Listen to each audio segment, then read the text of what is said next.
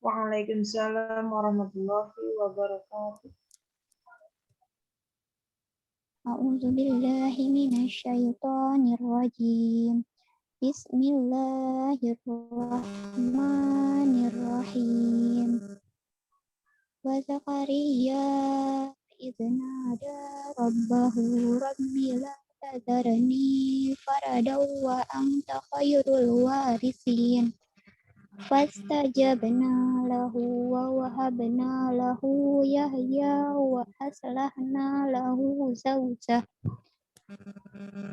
Innahum kanu yusari'una fil khayrati wa yad'unana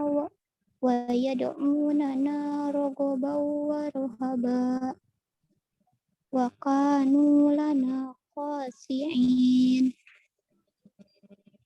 Wallati ahsanat farjaha fanafakhna fiha min ruhina waja'alnaha wa abnaha ayatan lil alamin. Inna hadhihi ummatukum ummatan wahidah wa ana rabbukum fa'budun. Wa taqatta'u amrahum bainahum kullun ilayna raji'un. Faman ya'mal minas salihati wa huwa mu'minun fala kufrana li sa'yihi wa inna lahu katibun. Shadaqallahul azim. Artinya, dengan menyebut nama Allah yang Maha Pengasih lagi Maha Penyayang. Dan ingatlah kisah Zakaria ketika dia berdoa kepada Tuhannya. Ya Tuhanku, janganlah Engkau biarkan aku hidup seorang diri tanpa keturunan. Engkaulah ahli waris yang terbaik. Maka kami kabulkan doanya.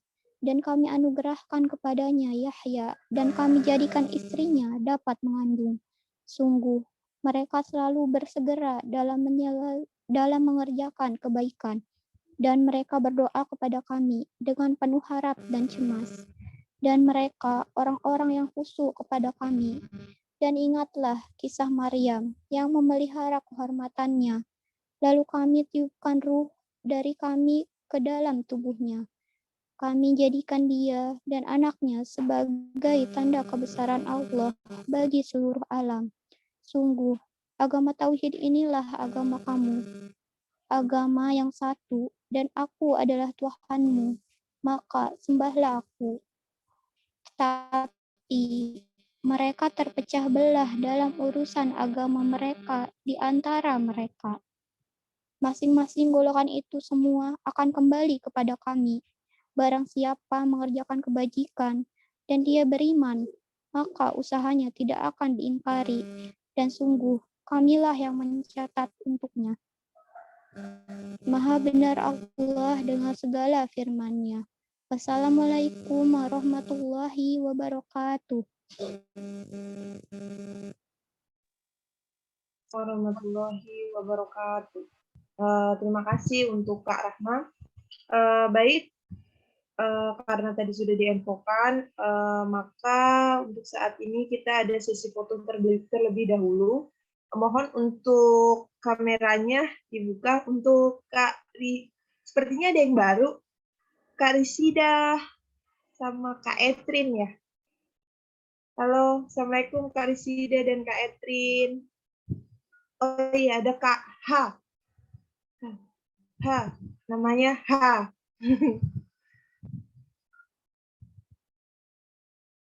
Ya, udah siap belum? Sudah, Vera sudah siap. Baik. Sebentar, yang lainnya lagi bagaimana? Mau di-on-kan atau gimana ini yang lain? Assalamualaikum Kak Falza. Waalaikumsalam. Assalamualaikum Kak Silvi. Baru aku mau. Assalamualaikum Kak Silvi. Gitu. Waalaikumsalam. HA itu apa ya? HA. Hanifah Anjani. Oh, Oh. Etrin. Tadi kayaknya ada Pina, tapi kok menghilang ya. Oke, kita dokumentasi dulu ya dengan pembicara 1 dan 2. Nanti kalau misalkan di terakhir itu pesertanya bertambah, kita dokumentasi lagi. Oke, sudah siap? Oke, bebas dulu nih. 1, 2, 3. Oke. Lagi. Bentar, aku itu dulu.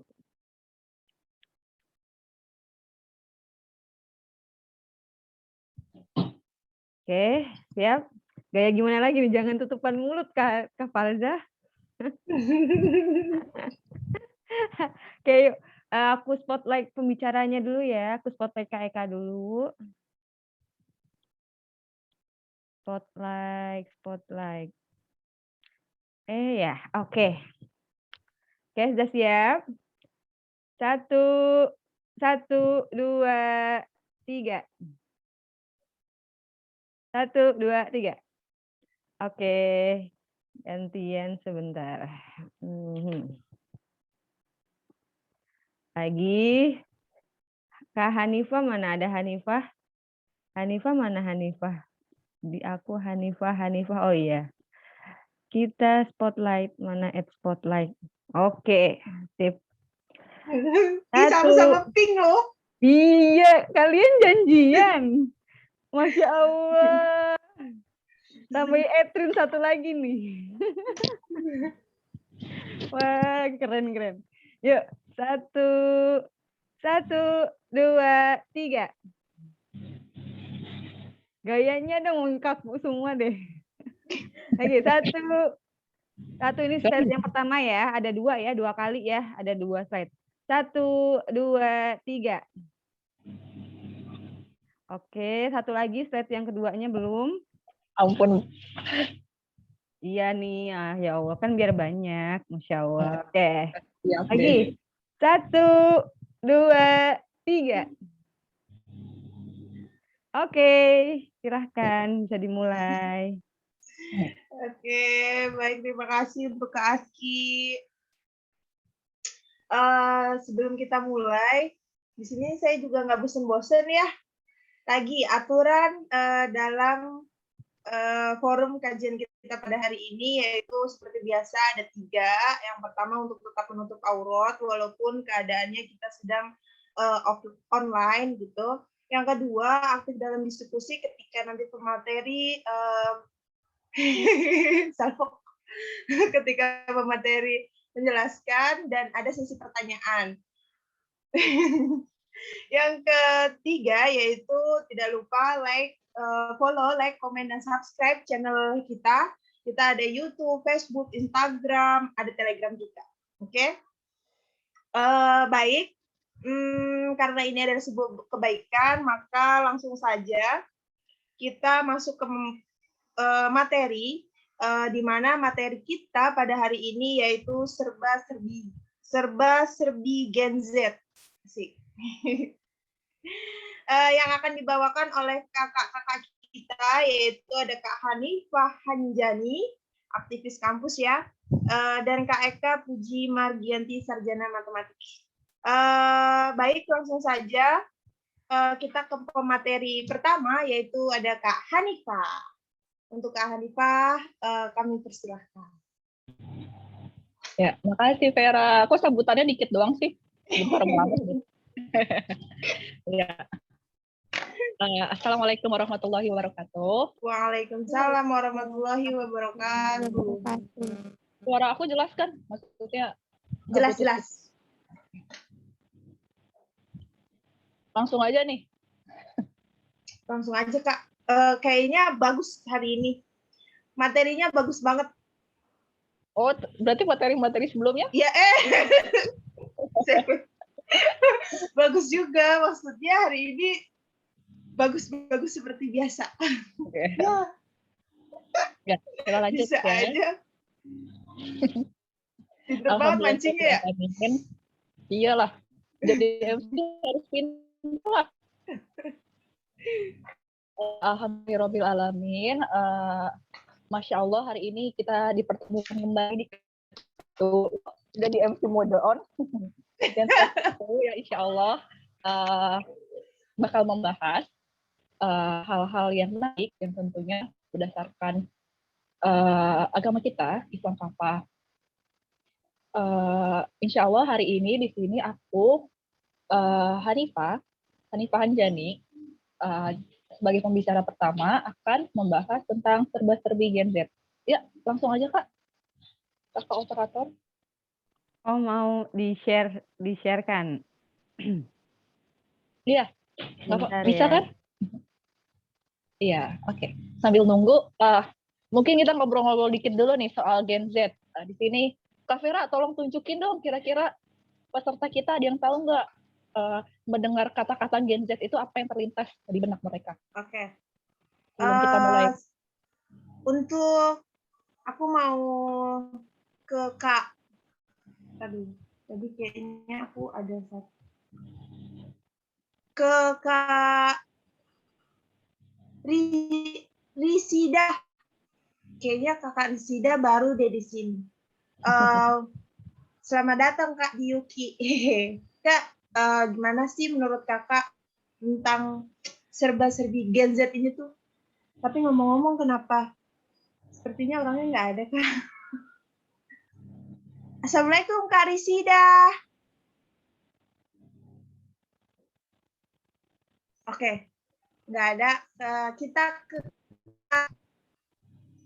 ke Kak Yuli deh. Halo ganteng. Itu yang di sana dia bukan Gen Z loh, dia Gen Alpha di sana kayaknya. Ya. Salah objek pendengarnya. Ya Kak, karena nggak ada yang ngedupin kamera Berapa ribu orang kita coba Fer? 12.000 orang kita penonton.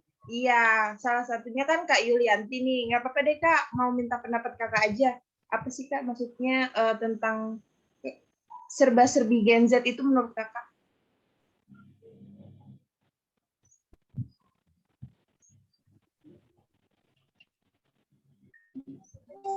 Gimana pertanyaannya? Menurut Kakak serba-serbi Gen Z, maaf kalau Kakak Gen A. Gen A.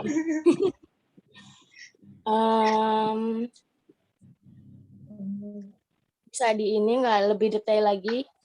Kak Vera, pertanyaannya gimana? Gini nih, kan kita lagi ngomongin masalah ya sekarang itu kan umumnya masih anak-anak Gen Z ini kan cara mandang bukan gitu, itu terlalu frontal. Cara memandang gimana ya, influencer atau YouTuber itu kan ya gimana ya, gimana ya? Aku jadi grogi. Gini Kak Yuli, anak-anak Gen Z sekarang itu, misalkan gini, ketika dia dilihat dia YouTuber, dia influencer, dia terlihat wow, itu akan diikuti sama dia. Menurut Kakak gimana sih pandangan Kakak ketika ada anak-anak Gen Z yang mengikuti, padahal sebenarnya dia belum tentu baik buat agama kita gitu. Tapi sama anak-anak Gen Z ini tuh selalu diagungkan walaupun dia salah itu tetap dibela. Menurut Kakak gimana? Kalau dari pandangan Kakak sendiri gitu. Iya, kita tahu bahwa dia tuh influencer, dia YouTuber gitu. Tapi dari apa ya? Dari bukan pekerjaan. Dari namanya dia itu kan, dari namanya dia dan dari ketenaran dia itu kan belum tentu memandang bahwa dirinya itu memandang bahwa sikap dan perlakuan dia itu baik buat generasi kita gitu. Menurut Kakak gimana? Kalau untuk pandangan Kakak sendiri deh. Anak-anak Gen Z sekarang kan seperti itu Kak. Jadi ketika dia itu bagus, ketika dia terlihat lebih lebih banyak followers dan lain-lain, itu akan diikuti gitu, dari mulai sikapnya bahkan sampai fashionnya dia gitu. Kalau menurut kakak sendiri gimana? Kurang lebihnya gitu sih kak. Bismillahirrahmanirrahim. Jadi sebentar ya, baru bangun jadi masih ini. Nggak apa-apa, ganti aja kak, ganti, nggak apa-apa deh. Nanti kak Yul, nanti aja. Aku mau kak enggak, dipakai jangan. Udah kalau nggak langsung ke Vera lah ya, cepet lah. Gimana menurut Vera? Kalau menurut, oh iya udah, menurut saya ya, kalau menurut saya, kita memandang Gen Z sekarang itu sebenarnya bukan, kita jangan melihat bahwa dia itu setenar apa, sepopuler apa ya, tapi kalau ketika itu tidak, yang kita lihat itu di media sosial. Maaf kak, suara Vera jelas? Jelas. Oke. Menurut itu. Walaupun terkadang masih sedikit ngikutin, kalau Vera itu sebenarnya suka fashion ya, walaupun kadang masih sering ngikutin fashionnya gitu. Tapi kita lihat lagi dari aturan agama kita itu seperti apa. Berarti kurang lebih emang berkaca pada diri sendiri ya. Soalnya kan kita emang Gen Z. Kan emang Gen Z. Jadinya kan mau lihat ke siapa ya kan, lihat aja diri sendiri ya. Betul. Ya Kak Aski udah siap belum? Oke, makasih Kak Aski. Siap, aku share screen ya. Iya Kak. Yang ini bukan ya? Yang ini ya materinya? Yang video Kak. Oh yang video. Iya itu video. Iya yang video aja Kak. Yang video aja, berarti salah download ini ya. Ya itu kan proposal. Udah kita pause lagi dulu. Oke. Sambil nunggu operatornya. Pokoknya istilah Gen Z itu kurang lebih bukan ditemukan, mungkin dibuat oleh 2 orang asal Amerika. Jadi 2 orang itu dia seorang sejarawan dan penulis, jadi pakar sejarah gitu. Jadi mereka itu kayak membuat kategori-kategori generasi. Nah, karena kita bahas sekarang tentang serba Gen Z, kita bahasnya Gen Z aja ya. Yang lain-lain teman-teman bisa cari sendiri ya. Jadi kurang lebih Gen Z itu ya kita ini pada masa sekarang, di mana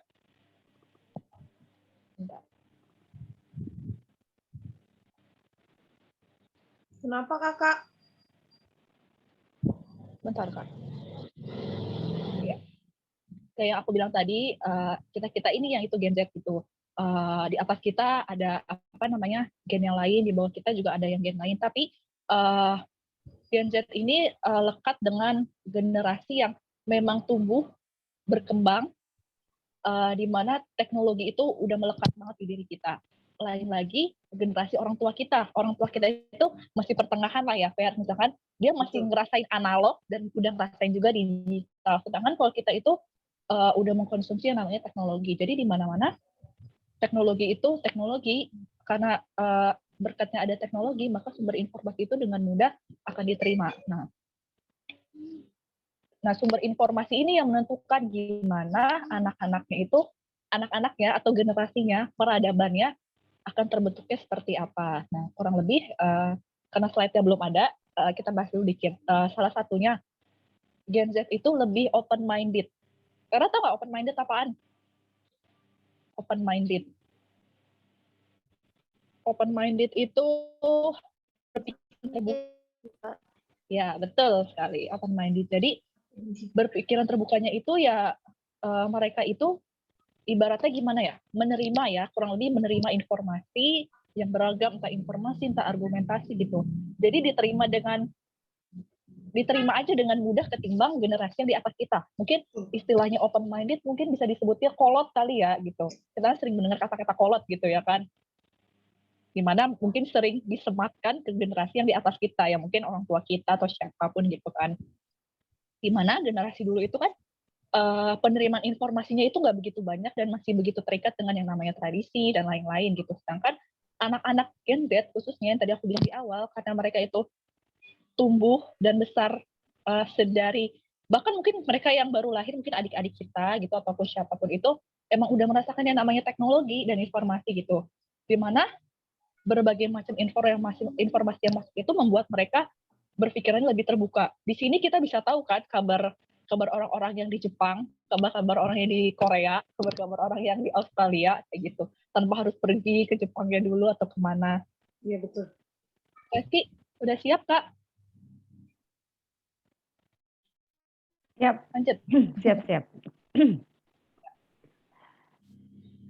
Aku siap-siap aja, siap mana gitu ya. Iya, benar, Kak. Jadi kita juga bisa jalan-jalan ke Korea kok lewat Google Map. Iya. Sekarang Google Maps kan udah canggih banget Iya. kan, maksudnya rumah kita bisa kelihatan kan, Betul. jalan rumah kita. Aku pernah ngecek alamat rumah aku di Google Maps, tau nggak itu tuh ada jemurannya, Jadi kan kerja sama Google Earth, jadi mungkin di foto lewat satelit entah apa gitu ya, aku juga kurang ngerti gitu. Ya jadi tergambar. Iya Kak, di pause dulu. Yang tadi play. Betul. Kadang biasanya seperti itu.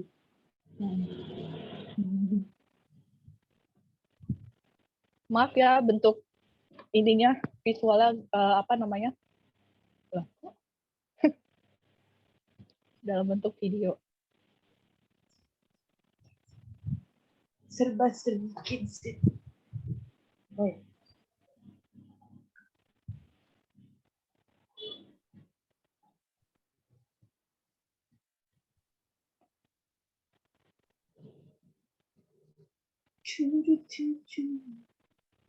Wah. Terima kasih untuk kakak-kakak yang udah hadir. Sepertinya nambah peserta kita. Sudah siap? Siap Kak, lanjut Kak. Nanti setelah ini kalau berubah di pause. Ya, nah, pause dulu. Yang tadi udah aku sebutin nih, fun fact-nya ya, fakta menariknya. Oh ya, fakta-fakta ini bisa teman cari dimanapun, tapi emang ada untuk masalah Gen Z ini khususnya ya, mengenai pengertian sekitar kelahiran tahun berapa memang masih banyak perbedaan pendapat gitu. Tapi kurang lebih garis besarnya seperti inilah. Pertama, fun fact-nya Gen Z itu kelahirannya sekitar tahun 95 sampai 2010. Habis itu yang kedua, Gen Z itu lebih cenderung ke visual ketimbang konseptual. Jadi visual itu lebih cenderung itu mereka tuh lihat langsung visual yang bergerak ketimbang kontekstual itu yang tertulis seperti itu.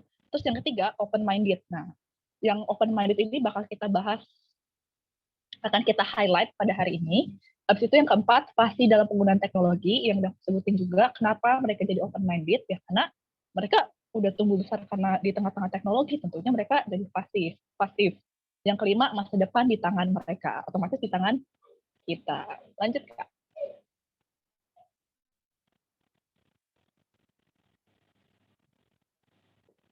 Selanjutnya ya, host. Nah, tergambar ya, karena yang tadi, kan tadi fun fact-nya udah sebutin tuh, mereka itu pasti dalam menggunakan teknologi. Nah, kurang lebih apa aja nih kegiatannya teknologi ini hobinya? Pertama, streaming film. Ya banyak ya, portal-portal kayak Hook, Netflix, YouTube pun juga bisa nonton film ya, walaupun kategorinya masih video juga. Habis itu buka IG, main TikTok, habis itu nih ikut-ikutan hal-hal yang lagi hype. Misalkan contohnya kayak berbagai challenge yang ada entah datang dari YouTube, IG ataupun TikTok, pasti Gen Z itu kadang menyerap informasi, otomatis pasti ada rasa ingin ikut-ikutan juga. Selanjutnya ada online shopping. Online shopping ini garis besarnya ya bisa shopping makanan, bisa shopping baju, kayak Vera mungkin yang fashion, habis itu ya berbagai macam ya shoppingnya. Habis itu ada baca cerita atau komik online kayak gitu. Sebenarnya ini aku juga nyebutin diri sendiri sih, ya kayak tadi ya kurang lebih karena itu kita ya berkacanya ke diri kita sendiri. Next.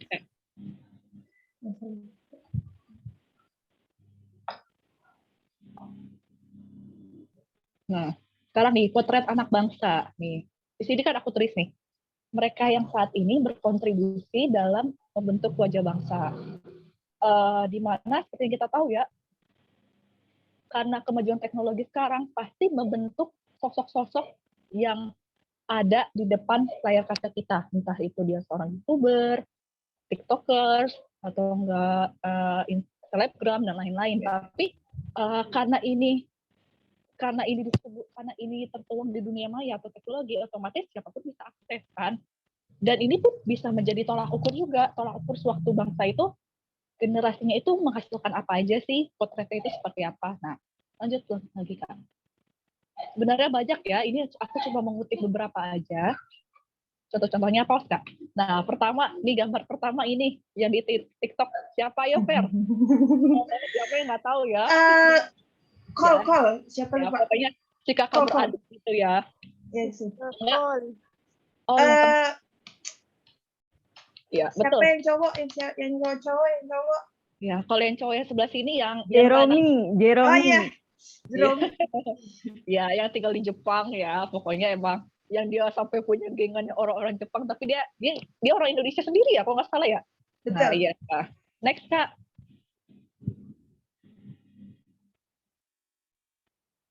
Gen Z pada tahu ya yang lahiran tahun 95 ke bawah belum pada. Selanjutnya nih ada yang kemarin yang 17-an abis bikin single kan sama mertuanya. Kita bikin inisial aja ya, teman-teman kan bisa lihat sendiri kan. Betul. Habis itu yang tengah ada yang suka ngobrol sama bule-bule di luar sana, emang secara random sih ya, tapi dia terkenal dengan polygotnya, di mana dia bisa berbicara berbagai bahasa, membuat emang skillnya gitu. Yang terakhir mungkin kita sebut beliau memang bukan Gen Z, tapi bukan cukup memang sangat mempengaruhi pikiran-pikiran yang bahkan bukan Gen Z juga ya, yang terakhir ini. Lanjut.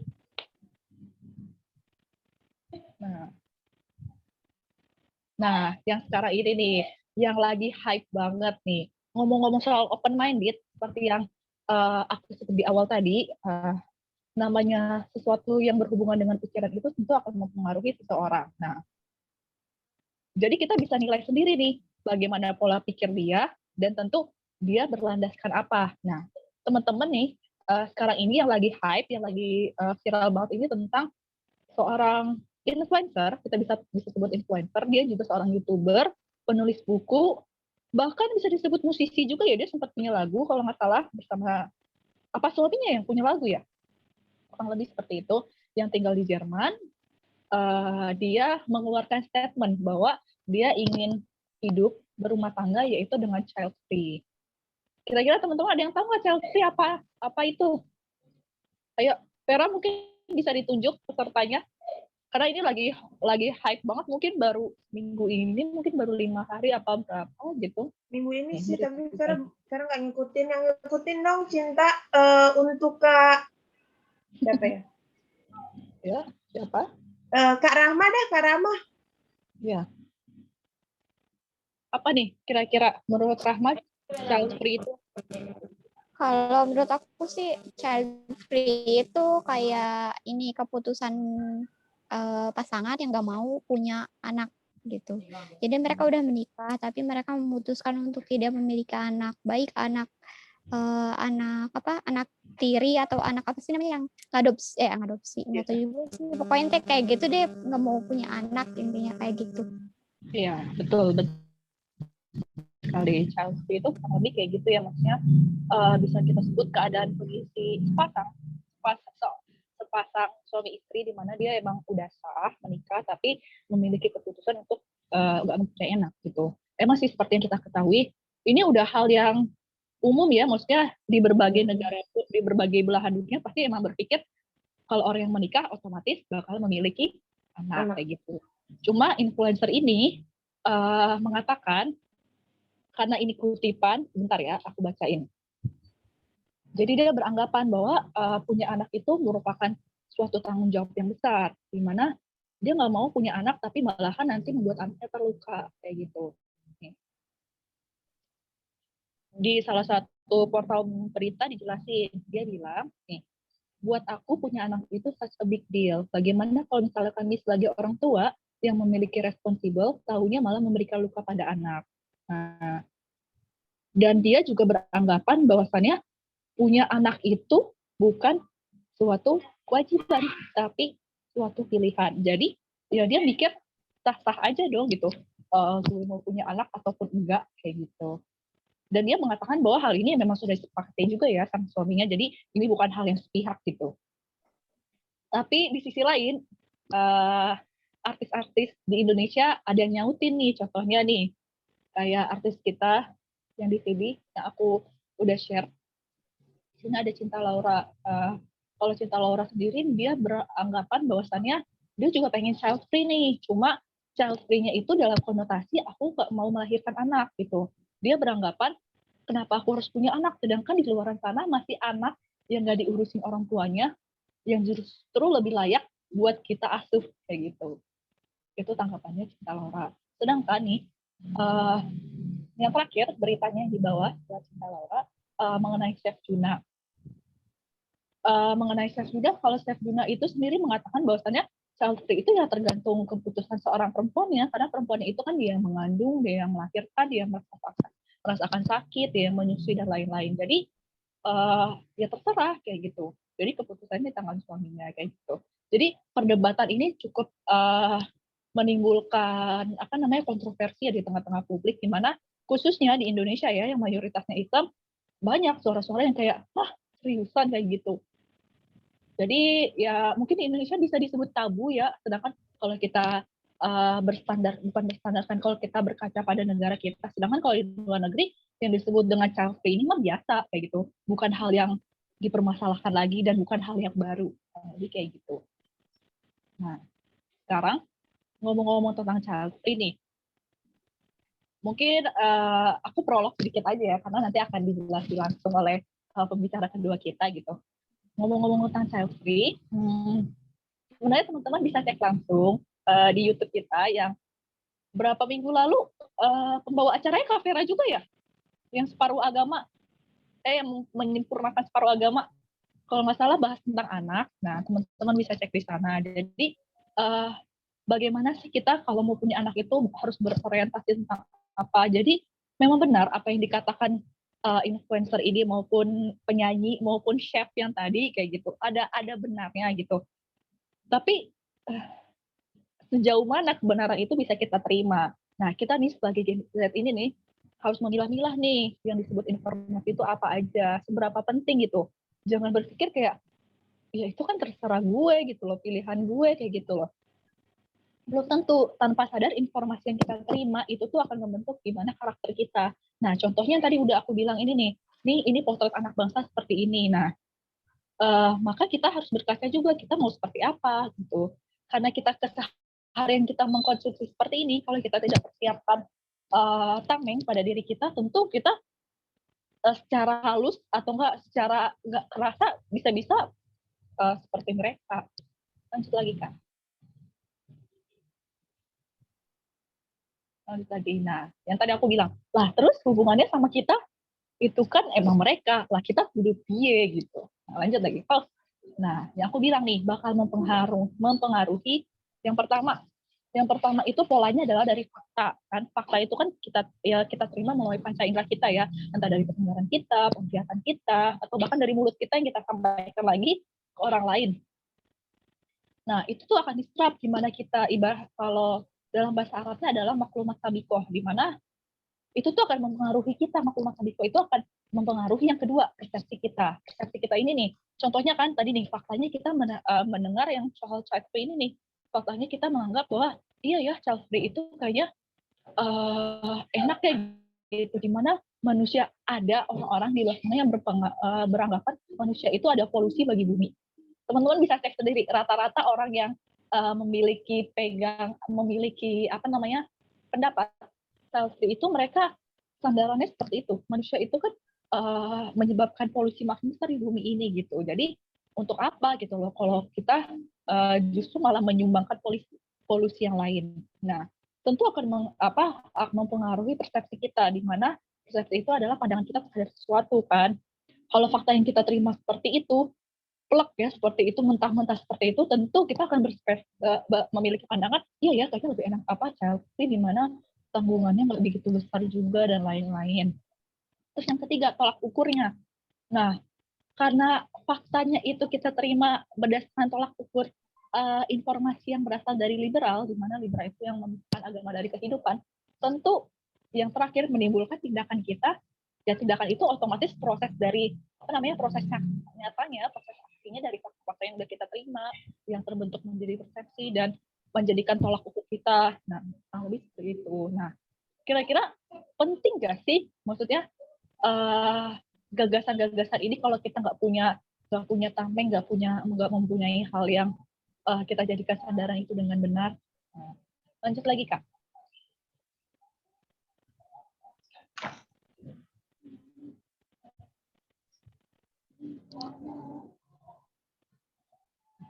Nah, di sini ada 2 gambar. Kira-kira ada yang tahu nggak? Karena panitia bilang nanti kamu kalau jelasinnya harus apple to apple ya. Maksudnya apple to apple itu yang sesuai. Karena aku udah memberikan contoh yang ini, kita butuh juga nih contoh yang berdasarkan Islamnya. Kira-kira gambar yang pertama, teman-teman ada yang tahu nggak? Yang kubahnya warna emas itu apa? Ada yang tahu? Sebelahnya Masjid Al-Aqsa. Ya, betul. Itu salah satu masjid yang ada di kompleks kawasan Masjidil Aqsa ya. Iya. Yang kedua itu masjid apa? Sekarang udah bisa disebut masjid kan ya? Iya. Konstantinopel. Sofia. Ya, betul. Iya, betul. Iya, Betul. Sofia. Nah, betul sekali. 100. Dari pelajaran sejarah. Nah, 2 masjid ini keadaannya ini bisa kita sebut keadaan kalau kita lihat siroh ya, lihat sejarah. Jadi 2 masjid ini termasuk daerah-daerah yang dibebaskan. Nah, kalau di masjid yang pertama, yang tadi, yang di daerah Palestina, Al-Aqsa, itu dibebaskan oleh Salahuddin Al-Ayyubi. Sedangkan yang sebelahnya dibebaskan oleh Muhammad Al-Fatih. Nah, apa hubungannya nih sama masjid-masjid ini? Nah, hubungannya adalah mereka-mereka sosok yang membebaskan ini tentu nggak ujuk-ujuk ada dengan kayak yang pun aku dapat ilham dari Allah, aku harus membebaskan Palestina gitu. Nggak mungkin kan? Nah, pertama contohnya nih, aku berkisah sedikit ya. Jadi pertama kalau Konstantinopel itu kisahnya adalah bapaknya Salahuddin Al-Ayyubi yang bernama Najmuddin. Awalnya dia itu ditawari saudaranya, ditanyain, wahai saudaraku, kenapa kamu masih belum mau menikah? Kayak gitu kan ditanyain. Terus saudaranya rekomendasiin tuh, ada seorang putri milik seorang sultan, kamu mau nggak dengan dia? Terus Najmuddinnya malah jawab, tidak wahai saudaraku. Dia bilang apa ya? Dia bilang aku nggak cocok sama dia. Terus saudaranya bertanya, lantas alasan apa kamu bisa bilang kalau dia itu nggak cocok, ya kan? Jadi jawaban Najmuddin seperti ini nih. Nah, Kakak, Bentar. kok gambarnya nggak ada? Seperti ininya lama banget ya. Nah, Najmuddin berkata bahwa dia menginginkan istri yang solihah yang bisa menggandengi tangan ke surga dan melahirkan anak yang dia tarbiyah dengan baik hingga jadi pemuda kesatria serta mampu mengembalikan Baitul Maqdis ke tangan kaum muslim. Nah, jadi dari sebelum dia punya istri dia udah memiliki visi dan misi ya, teman-teman di sini udah bisa menilai ya. Nah, sebenarnya kalau dipikir-pikir, pasti kalau kita pikir-pikir secara logika kita yang terbatas, pasti mikirnya kayak apaan sih, nggak mungkin gitu loh. Orientasinya tinggi banget, harapannya itu detail banget ya kan? Maksudnya detail banget ya, maksudnya membebaskan daerahnya Baitul Maqdis dan dikembalikan ke tangan muslim gitu. Kayaknya kayak, wah itu kayaknya tinggi banget gitu. Tapi qadarullah, emang kenyataannya ada, ditemukan oleh ibunya Salahuddin Al-Ayyubi dan melahirkan Salahuddin Al-Ayyubi yang hingga bisa membebaskan Masjidil Aqsa gitu. Terus sedangkan kalau yang sebelahnya, yang Hagia Sophia, Muhammad Al-Fatih itu nggak sekedar tiba-tiba ujuk-ujuk plek ada. Bahkan Muhammad Al-Fatih itu jauh lagi di atas dia, penerus-penerusnya, kakek-kakeknya itu sudah memiliki visi di mana mereka itu pengen mewujudkan bisyarahnya Nabi Muhammad bahwasannya akan ada suatu hadis Syafira? Akan ada suatu yang terbaik. Ada yang tahu teman-teman mungkin? pasukan yang terbaik pasukan dipimpin terbaik oleh dari pemimpin yang terbaik. betul Yang sekali, Masya Allah. Ya, kurang lebih seperti itu yang ya kayak gitu. Jadi gimana ya, kalau kita balik lagi ke agama kita, tentu apalagi masalah fitrah-fitrah dan lain gitu, agama kita tidak melarang kita untuk open minded, tapi sejauh mana kita bisa open minded gitu, dimana akan melahirkan sikap-sikap yang tentu sesuai nggak sih sama Allah inginkan gitu, kira-kira mendekati perintahnya dan menjauhi larangannya atau malah sebaliknya. Kalau gitu sih itu. Next, Kak.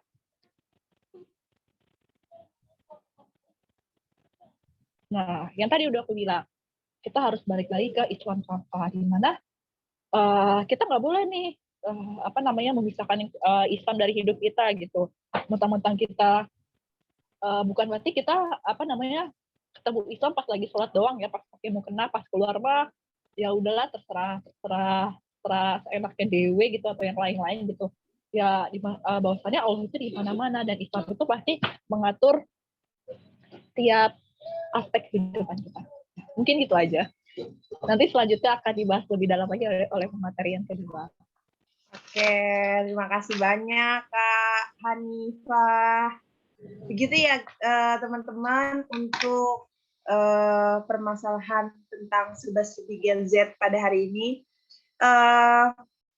Kita bisa lihat gitu bahwa tadi yang aku kutip dari kata-kata Kak Hanifah, yaitu agama kita itu tidak melarang untuk kita itu open minded, tapi bagaimana cara kita untuk hal itu tuh bisa menjauhkan kita dari ajaran agama Islam atau justru malah mendekatkan kita gitu. Seperti halnya kemarin aku pernah dikasih tahu sama Kak Aski ya, bahwa gimana menurut pandangan Kakak tentang TikTok, aplikasi TikTok banyak ya sekarang, kita lihat bahwa anak-anak sekarang tuh mainnya TikTok, bahkan adik saya sendiri juga mainnya TikTok gitu.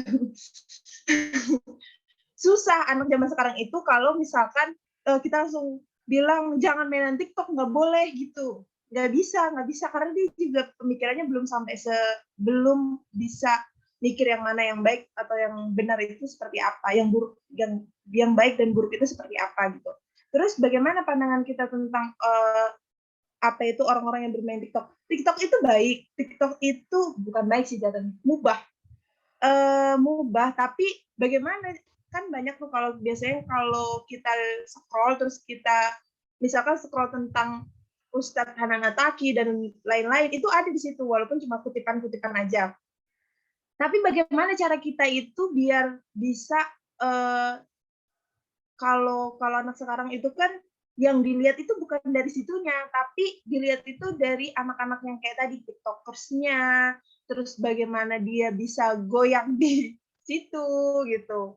Jadi bagaimana cara kita itu biar membuat aplikasi ya, membuat aplikasi itu menjadi jangan sampai menjauhkan kita dari ajaran kita gitu, tapi bagaimana kita justru malah lebih dalam lagi gitu belajar Islam gitu sih. Oke, baik langsung kita ke pemateri kedua yaitu Kak Eka Puji Margianti, sarjana matematika, Ibu. Baik Kak, untuk Kak Eka kami persilahkan. Oke, langsung ya.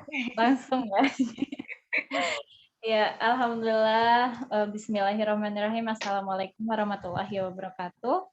Waalaikumsalam warahmatullahi wabarakatuh.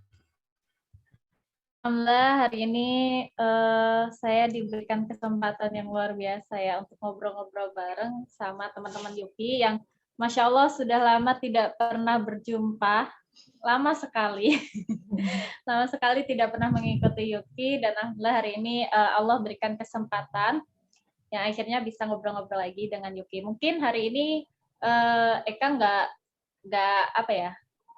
nggak seperti ngisi kajian, kita ngobrol bareng ya, karena yang dibahas adalah Gen Z dan saya tidak termasuk Gen Z nih. Jadi karena saya tidak termasuk Gen Z, saya mau membahas anak-anak yang mungkin di sini rata-rata Gen Z. Jadi kalau ada yang kurang, nanti bisa ditambahin faktanya ya. Ya, bisa langsung di-share saja. Oke. Sebenarnya kalau Eka dengar Gen Z berarti yang dalam ingatan, dalam otak Eka itu adalah yang Eka ingat adalah anak muda ya. Anak muda, anak yang masih banyak sekali kesempatan untuk menuntut ilmunya, banyak sekali kesempatan untuk berekspresi, banyak sekali kesempatan untuk mencari pengalaman. Jadi banyak sekali aktivitas-aktivitas yang sebenarnya bisa mereka lakukan, kita lakukan gitu. Tapi kembali aktivitas itu adalah sebuah pilihan yang memang akan mereka pilih gitu. Sama halnya kita itu mau melakukan apa yang tadi sudah dibilang sama Kak Hanifah, kita itu mau melakukan apa sebenarnya bebas. Allah itu tidak melarang kita yang ibaratnya bukan bebas ya, tapi Allah itu tidak mengekang kita. Allah itu memberikan wilayah pilihan untuk kita. Sebenarnya kita bisa memilih, kita mau kanan, mau kiri, mau lurus, mau ke belakang. Allah itu memberikan pilihan, wilayah pilihan yang buat untuk kita. Jadi sebenarnya kalau ada orang yang tanda kutip mengatakan bahwa memang Islam itu mengekang atau kita itu saat memakai kerudung merasa aku nggak bisa bergaya lagi, itu sesuatu yang salah. Faktanya Vera masih bisa fashion ya Vera ya. Meskipun Iya, tetap betul. berstandarkan dengan Islam kembali, tapi tetap masih bisa. Atau mungkin kayak Kak Aski, meskipun beliau hijrah, tapi beliau masih bisa sampai melanjutkan sekolah tinggi. Jadi bukan berarti orang hijrah itu udah stop sampai situ aja. Tapi lebih banyak hal sebenarnya yang bisa kita lakukan. Tapi memang tergantung pilihan anak-anak muda ini. Jadi kalau Eka dengar anak muda berarti Eka tuh selalu ingat gaya hidup mereka. Gaya hidup, gaya bahasa, pasti berbeda dengan saya. Karena saya bukan Gen Z itu dari gaya fashionnya itu udah pasti berbeda, dari gaya bahasa berbeda, dari cara pergaulannya berbeda, mungkin kesukaan filmnya, kesukaan lagunya itu juga berbeda. Mungkin saya hidup di zaman yang tidak mengetahui tentang apa drama Korea. Drama Korea memang benar-benar saya baru tahu itu saat ketemu kalian, jujur itu. Kalian awalnya nggak pernah. Kalau di zaman Eka dulu tuh yang paling gencar ya kalau yang seumuran Eka ya, itu yang paling terkenal itu adalah ya film-film India. Iya nggak sih? India itu jadi role model zaman kita gitu. Tetapi saat setelahnya Gen Z ini ternyata India sudah mulai redup, yang akhirnya muncullah role model baru yaitu Korea. Yang akhirnya mereka mempunyai banyak gaya, banyak bahasa, banyak eksperimen. Apakah itu sesuatu yang salah atau sesuatu yang buruk? Menurut Eka sih enggak. Semua hal yang Gen Z lakukan itu tidak selalu negatif. Sebenarnya enggak, tergantung pilihan mereka tadi, gitu. Jadi enggak apakah suka Korea atau menonton drama Korea itu berarti sesuatu yang salah mutlak? Enggak. Salah kalau drama Koreanya sampai berhari-hari nggak pernah makan, nggak sholat, udah 2 jam, 3 jam, 4 jam seharian lah, itu bisa kategori jadinya salah. Tapi kalau kita menonton sesuatu atau menyukai sesuatu yang sewajarnya, kita punya waktu, kita sudah memplanning kapan kita menonton, kapan kita beribadah, kapan kita belajar, kapan kita menuntut ilmu, kapan kita membantu orang tua, ya itu sah-sah saja, bukan sesuatu yang itu menjadi negatif gitu. Jadi kalau pembahasan Gen Z itu nggak selalu negatif gitu. Next, Kak. Aski dipanggil Kak ya, biar aku ikutan Gen Z nih. Ya, di sini kalau kita mendengar Gen Z berarti ya tadi ya, Eka itu selalu kepikiran gayanya, gaya mereka, yang akhirnya yang dalam otak Eka tuh siapa sih yang mencontohkan, kayak mungkin di zamannya Eka dulu itu yang jadi role model itu kan orang-orang India, yang akhirnya apapun film India kayaknya udah dijabanin deh semua, kita ikutin. Sampai dulu sempet Eka itu fanatik banget itu, tahu nggak, beli gelang-gelang India yang panjang, terus beli rok-rok India, ya seperti itu gitu. Ya ternyata saat ini pun sama. Karena memang berbeda idola, yang akhirnya sekarang yang terlihat adalah gaya kayak Korea, gaya mungkin influencer yang sekarang artis, gaya-gaya artis barat ataupun yang lain, banyak sekali gitu. Idolanya itu banyak sekali yang bisa diidolakan. Karena tadi Kak Hanifah itu sudah bilang, di zaman sekarang itu kita itu bisa melihat dunia loh. Tanpa kita pergi ke sana, kita itu bisa melihat dunia. Kita itu bisa melihat aktivitas-aktivitas orang yang sebenarnya orang itu pun nggak kenal sama kita. Ibaratnya gini, kakak nggak kenal nih sama Vera, atau kakak nggak setiap hari sama Vera, tapi kakak itu tahu, oh Vera kesini, karena dari apa? Sosmednya, dia foto, dia bikin status, oh Vera wisuda loh kemarin, selamat ya dek, meskipun kan nggak ikut di situ, sebenarnya nggak tahu, tapi karena Vera bikin status, Vera mengabadikannya, akhirnya, oh ternyata Vera wisuda bersama teman-temannya. Lah, di situ salah satu terbukanya ya, saking terbukanya Gen Z zaman sekarang.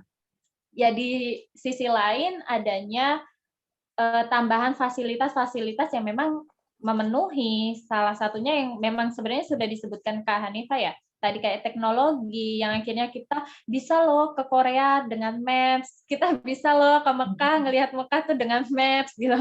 Lah di situ adalah salah satu memang manfaat sih, menurut Eka tuh itu sebuah manfaat yang memang bisa kita kreativitaskan, kita bisa melakukannya. Tapi manfaat-manfaat ini saking terbukanya zaman sekarang itu kadang disalahgunakan, yang akhirnya pemahaman-pemahaman yang sebenarnya tidak harus ada gitu di diri kita itu kadang masuk gitu.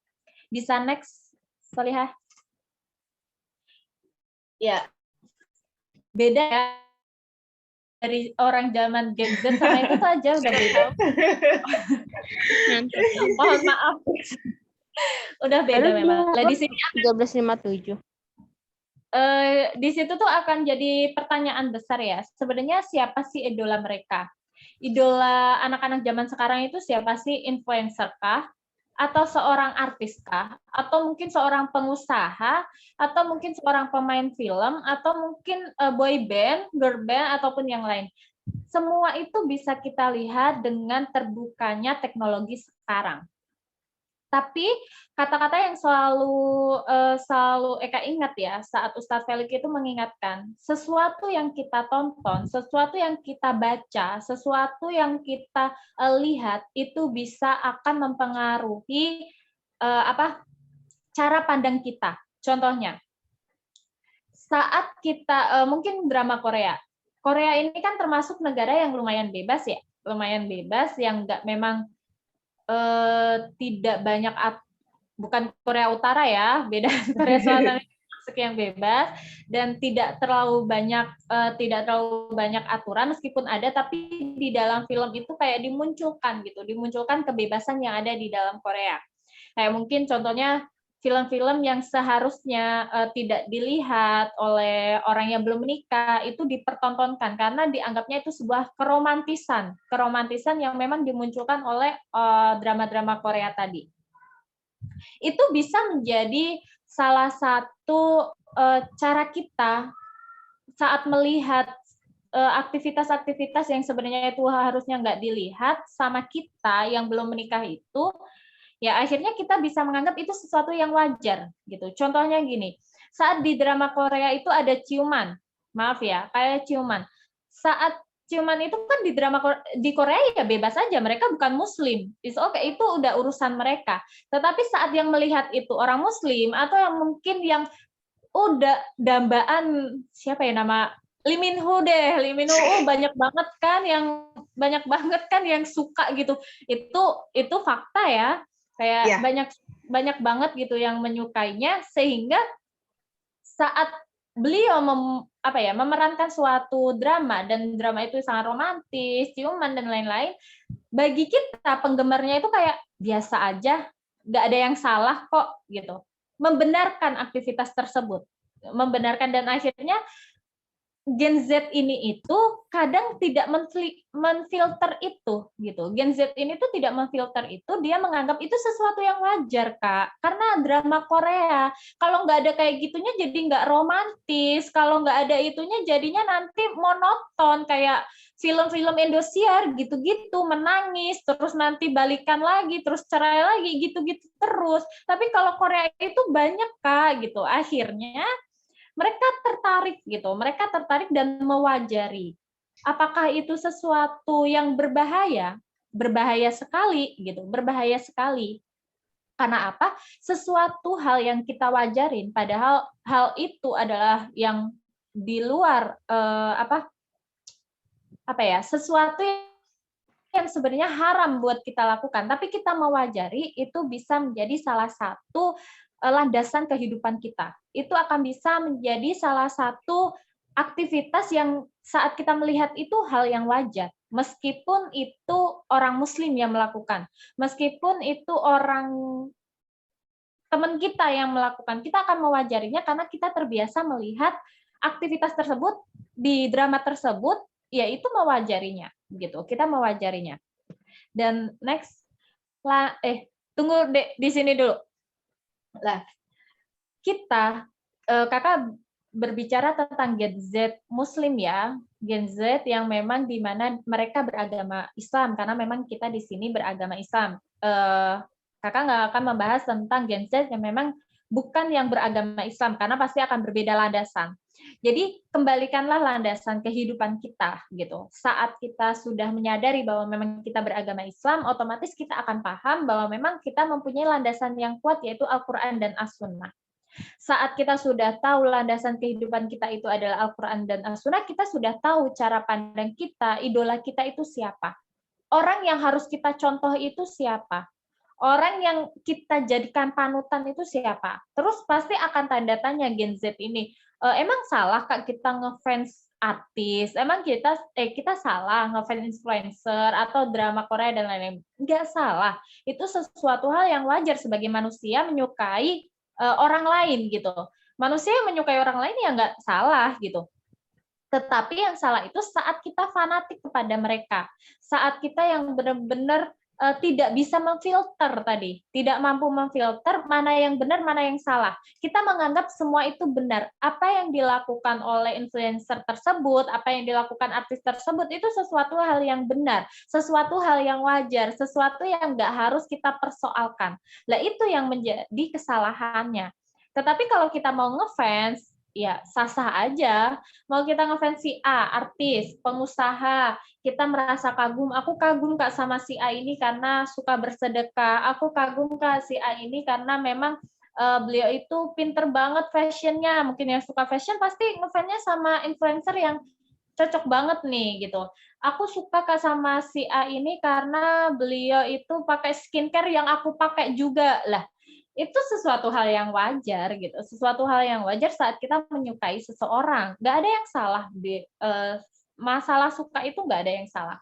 Tetapi yang salah itu saat kita itu tidak mampu memfilter tadi. Padahal Islam ini kan ya tadi ya, Islam itu memberikan wilayah pilihan, bukan berarti kita boleh mengambil semua pilihan tersebut. Maksudnya gimana Kak? Namanya pilihan, life is choice. Jadi kehidupan kita itu sebenarnya pilihan gitu. Kita boleh memilih apa. Kak Aski mau A, mau ke Bogor ya silakan, itu pilihan. Vera mau lanjut S2 itu pilihan. Atau Kak Hanifah mau langsung menikah itu juga pilihan. Nggak ada yang salah atas pilihan tersebut. Jangan nggak ada yang salah dalam pilihan tersebut. Tetapi pilihan itu kan ada dua. Ada pilihan baik, ada pilihan buruk. Yang seharusnya dipilih oleh orang Muslim itu adalah pilihan baik. Tetapi berbeda, ada beberapa influencer, ada beberapa artis, ada beberapa yang diidolakan para kaum Gen Z tadi, itu adalah, atau enggak langsung kakak globalin ya tadi, para liberal tadi, yang akhirnya mereka mengglobalkan pilihan tersebut. Maksudnya gimana? Jadi menurut mereka itu tidak ada namanya pilihan baik, nggak ada pilihan buruk. Apa yang kita pilih itu benar. Contohnya, tadi kayak child free ya, saat si A memilih child free itu menurut dia benar karena dia menganut menganut liberal, kebebasan. Menurut dia kebebasan itu adalah sesuatu hal yang harus kita anut gitu. Akhirnya pilihan yang mereka pilih itu adalah pilihan yang ya apa aja itu benar. Mereka tidak punya landasan mau baik mau buruk. Apa yang kita pilih itu adalah sesuatu kebenaran. Sesuatu yang ya terserah aku mau pilih A atau B, mau pilih menikah atau enggak itu terserah aku. Kita bahas yang memang tunggu dulu. Jadi nanti gini. Tadi. Jadi adanya kebebasan di sini, kebebasan untuk memilih. Padahal Rasulullah itu sendiri itu sudah mencontohkan ya, sudah mengatakan nih di sini. Tadi ada hadisnya juga ya, yang sebelumnya bahwa memang sungguh beruntung nih umatku yang tidak bertemu Rasulullah ataupun yang bertemu itu tidak lebih dari 7 kali. Jadi Rasulullah itu sudah mengatakan sebuah keberuntungan loh kalau orang Muslim orang zaman sekarang ini yang dia itu tidak bertemu Rasulullah tetapi mau meyakini Rasulullah. Meyakini ini kan bukan berarti hanya sekedar oh ya aku yakin padanya Rasulullah, bukan. Tapi bagaimana meyakini Rasulullah itu mengikuti apa yang memang diajarkan Rasulullah. Ya salah satunya gini, saat kamu ngefans sama influencer ya kamu akan mengikuti jejaknya influencer kan. Itu simpelnya. Ya sama, saat kita bisa ngefans sama Rasulullah atau kita bisa mengidolakan Rasulullah, ya kita bisa mengikuti jejaknya. Nggak mungkin enggak. Karena kita sudah ngefans, kita sudah cinta, kita sudah suka. Tetapi kalau kita belum suka kepada Rasulullah, kita belum mengenal Rasulullah, ya kita tidak akan bisa untuk mengikuti jejaknya Rasulullah. Karena kenal aja enggak. Kita hanya sekedar tahu, iya Rasulullah itu nabiku, udah hanya sekedar itu. Makanya di sini kenalin dulu siapa Rasulullah. Kenapa Gen Z ini lebih cenderung mengidolakan manusia, sedangkan tidak mengidolakan Rasulullah itu sendiri? Karena tidak mengenal, hanya sekedar tahu, tidak mencari tahu, tidak mau mendalami sebenarnya Rasulullah itu seperti apa, sifatnya itu seperti apa, kebiasaannya seperti apa sih yang disukai oleh Rasulullah. Nah, itu permasalahan yang terjadi. Ya, tadi di surah Al-Ahzab juga sesungguhnya telah ada pada Rasulullah itu suri tauladan yang baik. Next Kak Aski. Apa lagi ini? Oh ya, tadi kalau kita membahas idola, otomatis idola ini akan menjadi kiblat kita, kiblatnya para Gen Z. Akhirnya apa yang memang dikatakan oleh influencer ini tuh akan menjadi contoh buat kita, panutan buat kita. Salah satunya ada salah satu influencer yang memang lagi gencar banget ya minggu-minggu ini, sebenarnya udah lumayan minggu lalu ya, tapi minggu ini tuh lebih gencar karena banyak banget artis ataupun influencer lain tuh yang mendukung dengan opininya si Ani. Kakak sebutnya si A aja ya. Tadi soalnya udah disebut sebenarnya namanya sama Kak Hanifah. Nah, beliau memutuskan untuk menjadi seorang child free. Child free itu tadi sudah dijelaskan bahwa memang sebenarnya pengertiannya ada selanjutnya, next selanjutnya. Beliau memutuskan untuk child free ini karena beliau beralasan bahwa memang child free ini itu beliau itu mengatakan bahwa memang beliau itu tidak tahu alasan besarnya untuk apa sih aku punya anak gitu. Dia itu belum menemukan ibaratnya. Sebenarnya dia itu belum menemukan alasan terbesar aku harus punya anak itu kenapa? Apa gitu? Alasan terbesar aku tuh apa gitu. Kenapa sih aku harus punya anak? Kenapa sih aku harus melahirkan? Kenapa aku harus merasakan sakit? Kenapa aku harus mengandung? Dia itu belum menemukan alasan tersebut. Sehingga beliau memutuskan untuk child free tadi. Child free ini kan artinya adalah sebuah keputusan pilihan hidup yang tidak memiliki anak, baik itu anak kandung, anak tiri, ataupun anak angkat. Pilihan lagi, life is choice, itu adalah pilihan dia. Kehidupan dia adalah pilihan dia. Sebenarnya kalau kita pikir secara logika, benar nggak sih apa yang dia argumenkan? Sah-sah saja kan, itu pilihan hidup dia. Dia mau nggak punya anak, dia mau nggak mau mengandung, dia mau apa, itu pilihan dia secara logika. Tetapi kembali lagi, karena kita Muslim, yang jadikan landasan kita bukan logika kita, tetapi tadi Al-Quran dan As-Sunnah. Bukan karena keinginan kita, tetapi apalagi Al-Quran dan As-Sunnah, kita harus kembali ke landasan yang memang sudah kita sepakati dari awal. Kalau kita sudah yakin masuk Islam, kita yakin mau mendalami Islam, ya kita harus yakin dengan Al-Quran dan As-Sunnah tadi. Jadi sosok influencer ini itu dia tidak mempunyai alasan. Sebenarnya banyak ya alasan yang memang dilontarkan beberapa influencer atau pendukung mereka, pendukung beliau. Itu ada juga yang karena takut ekonomi. Jadi kalau punya anak, kasihan nanti kalau aku nggak bisa menghidupi anakku gitu.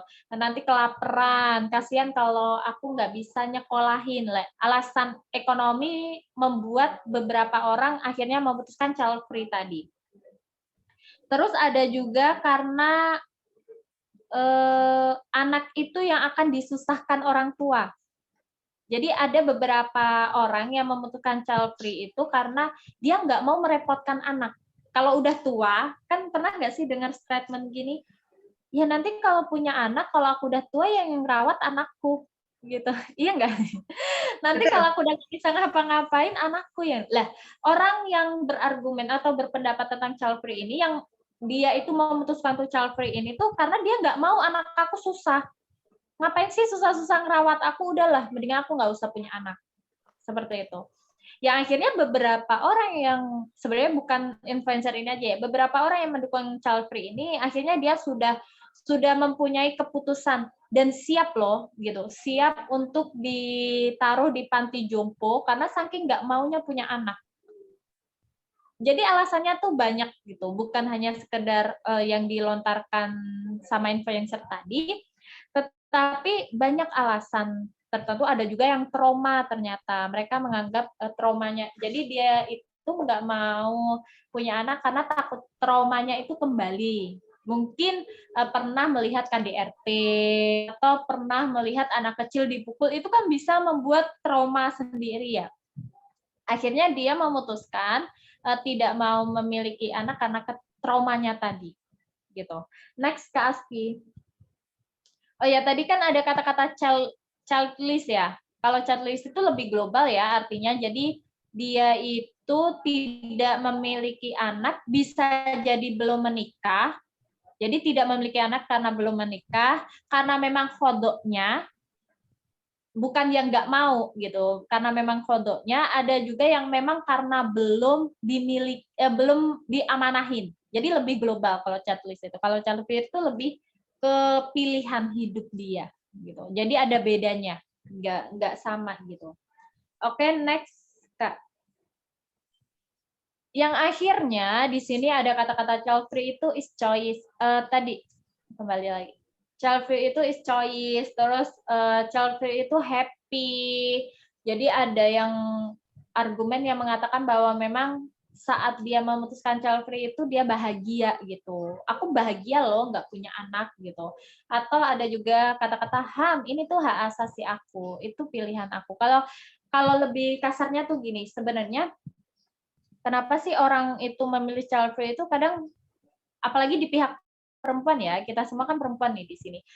Kita itu kadang memposisikan gini, lah ini tuh rahim-rahim aku, ini tuh tubuh-tubuh aku, ya terserah aku dong, aku mau hamil kek, aku mau nggak punya anak kek, aku mau mau ngangkat rahim kek, itu terserah aku, karena ini milik aku. Sampai suamiku saja itu nggak ada hak untuk memaksa aku gitu, sampai kata-kata itu tuh muncul gitu. Suamiku aja tuh nggak ada hak untuk memaksa aku melahirkan. Ada ya kata-katanya siapa ya tadi yang disebut namanya tadi, lupa jadinya. Ya, jadi menganggap bahwa memang ya terserah aku karena ini rahim aku. Atau enggak lebih simpelnya gini. Ini tuh kan rambut aku. Rambut aku mau aku potong pendek, mau aku panjangin, mau aku cat deh. Ini rambut aku. Jadi nggak ada hak orang lain itu untuk memaksa aku, kamu tuh harus melahirkan, kamu tuh harus mengandung, nggak ada gitu lah. Orang-orang yang meyakini child free itu seperti itu pemikirannya.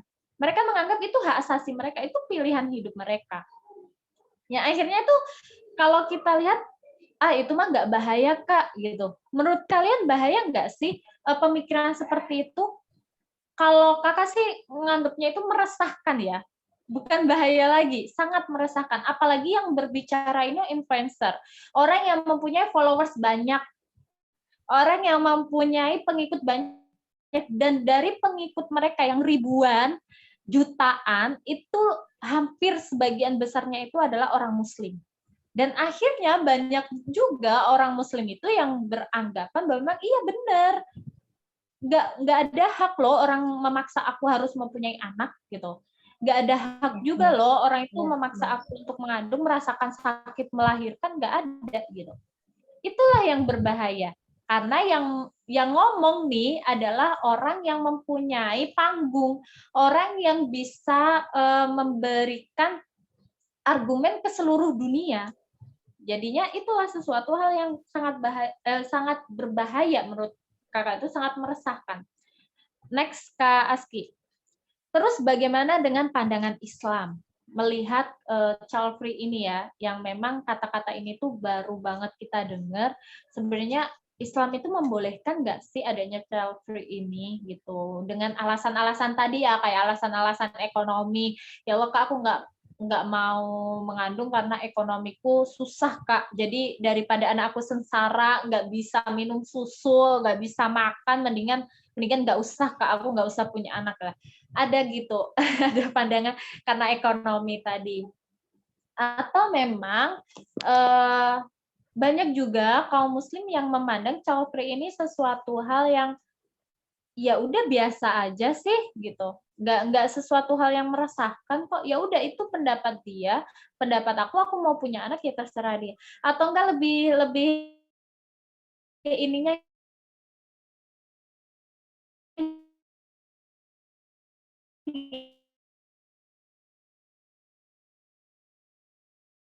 ini, lihat aku takut Kak menikah karena memang lihat tetanggaku tuh suka KDRT, aku takut kalau aku digituin. Aku takut Kak menikah karena memang tetangga aku itu tuh kesusahan ekonomi, akhirnya berantem terus, takut.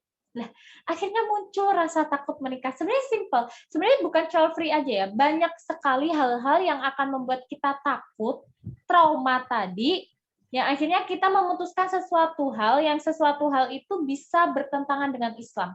Sesuatu hal itu yang sebenarnya tidak ada landasan dari dalam Islam. Ya tadi, tidak mau punya anak, tidak mau menikah, tidak mau apa lagi. Banyak hal ya.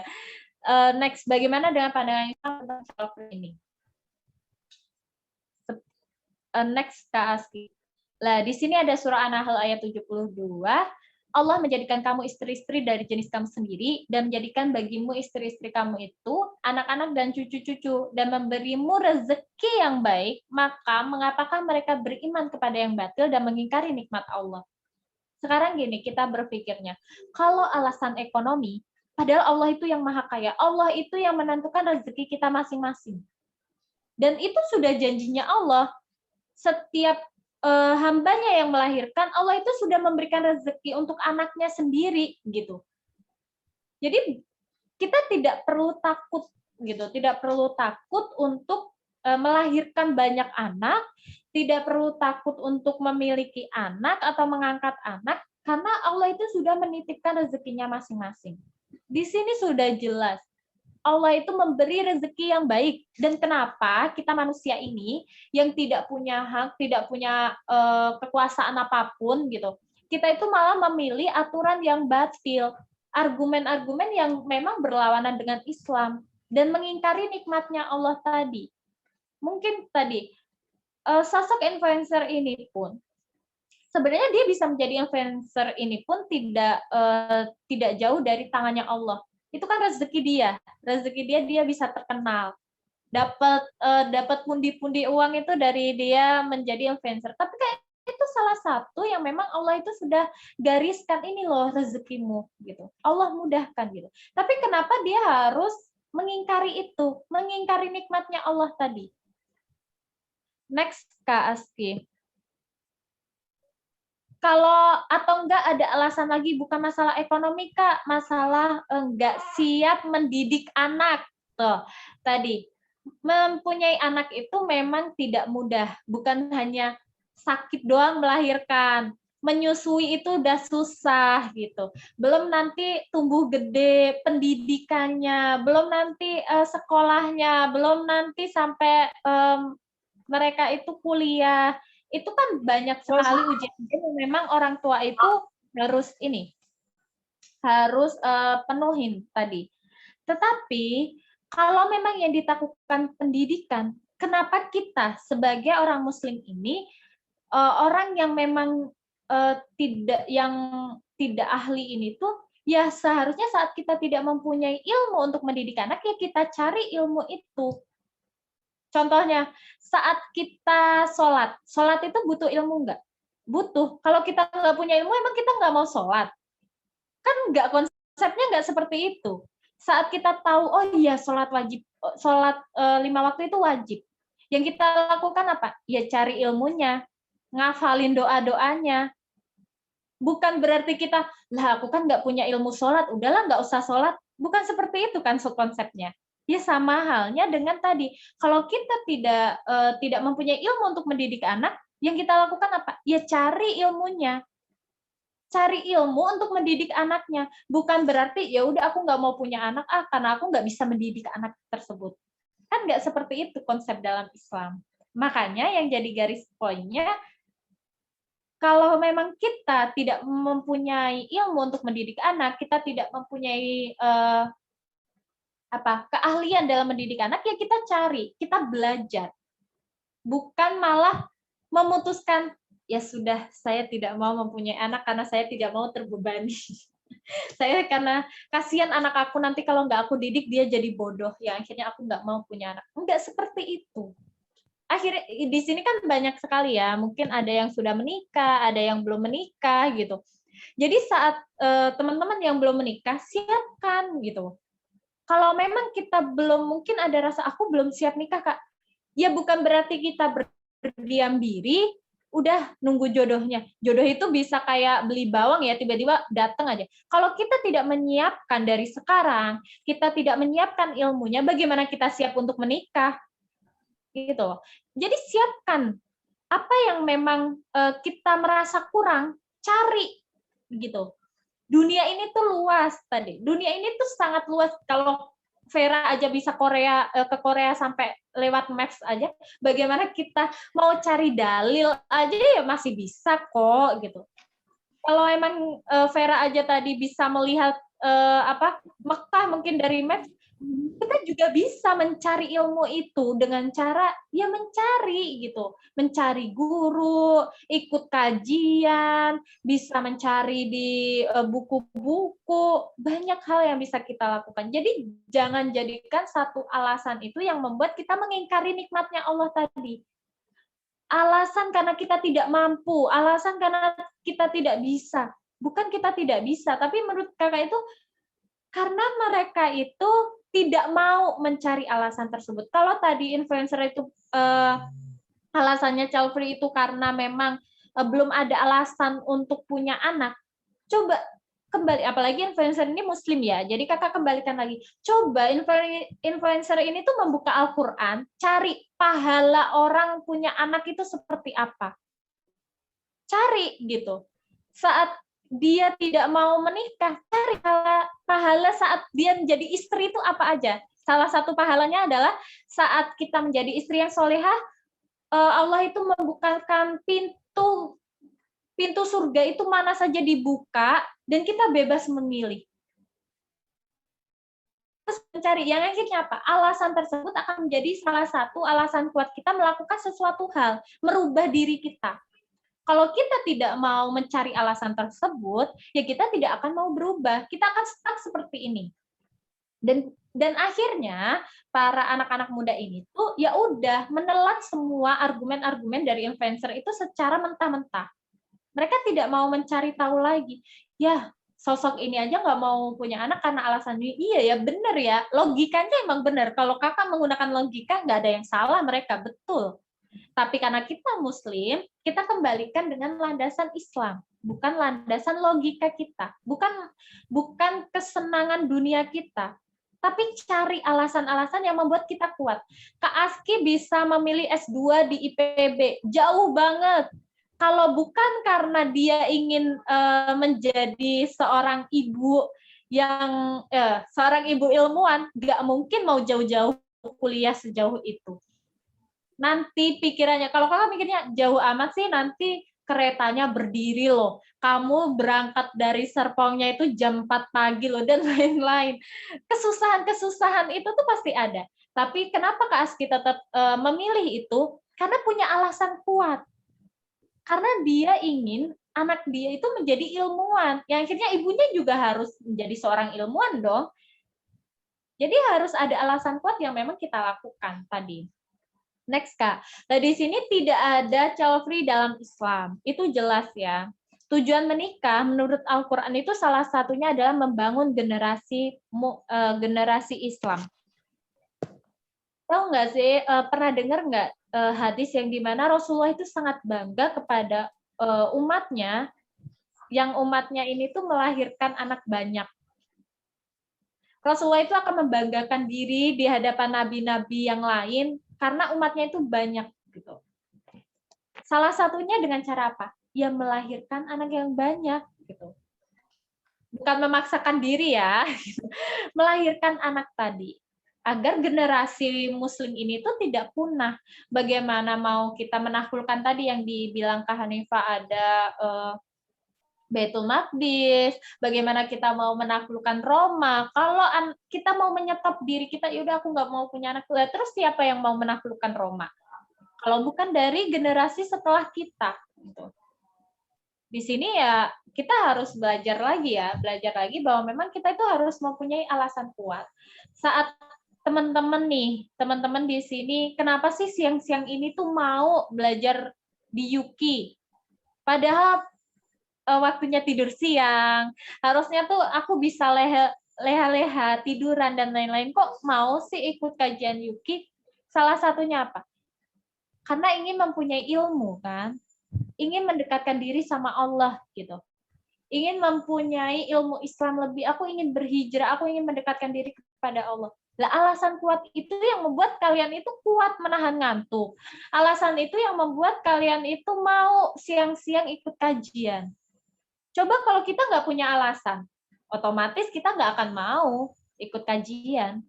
Karena kita tidak punya alasan. Pasti nanti dijawab, aku tuh belum punya alasan besar Kak untuk ikut Yuki itu apa ya?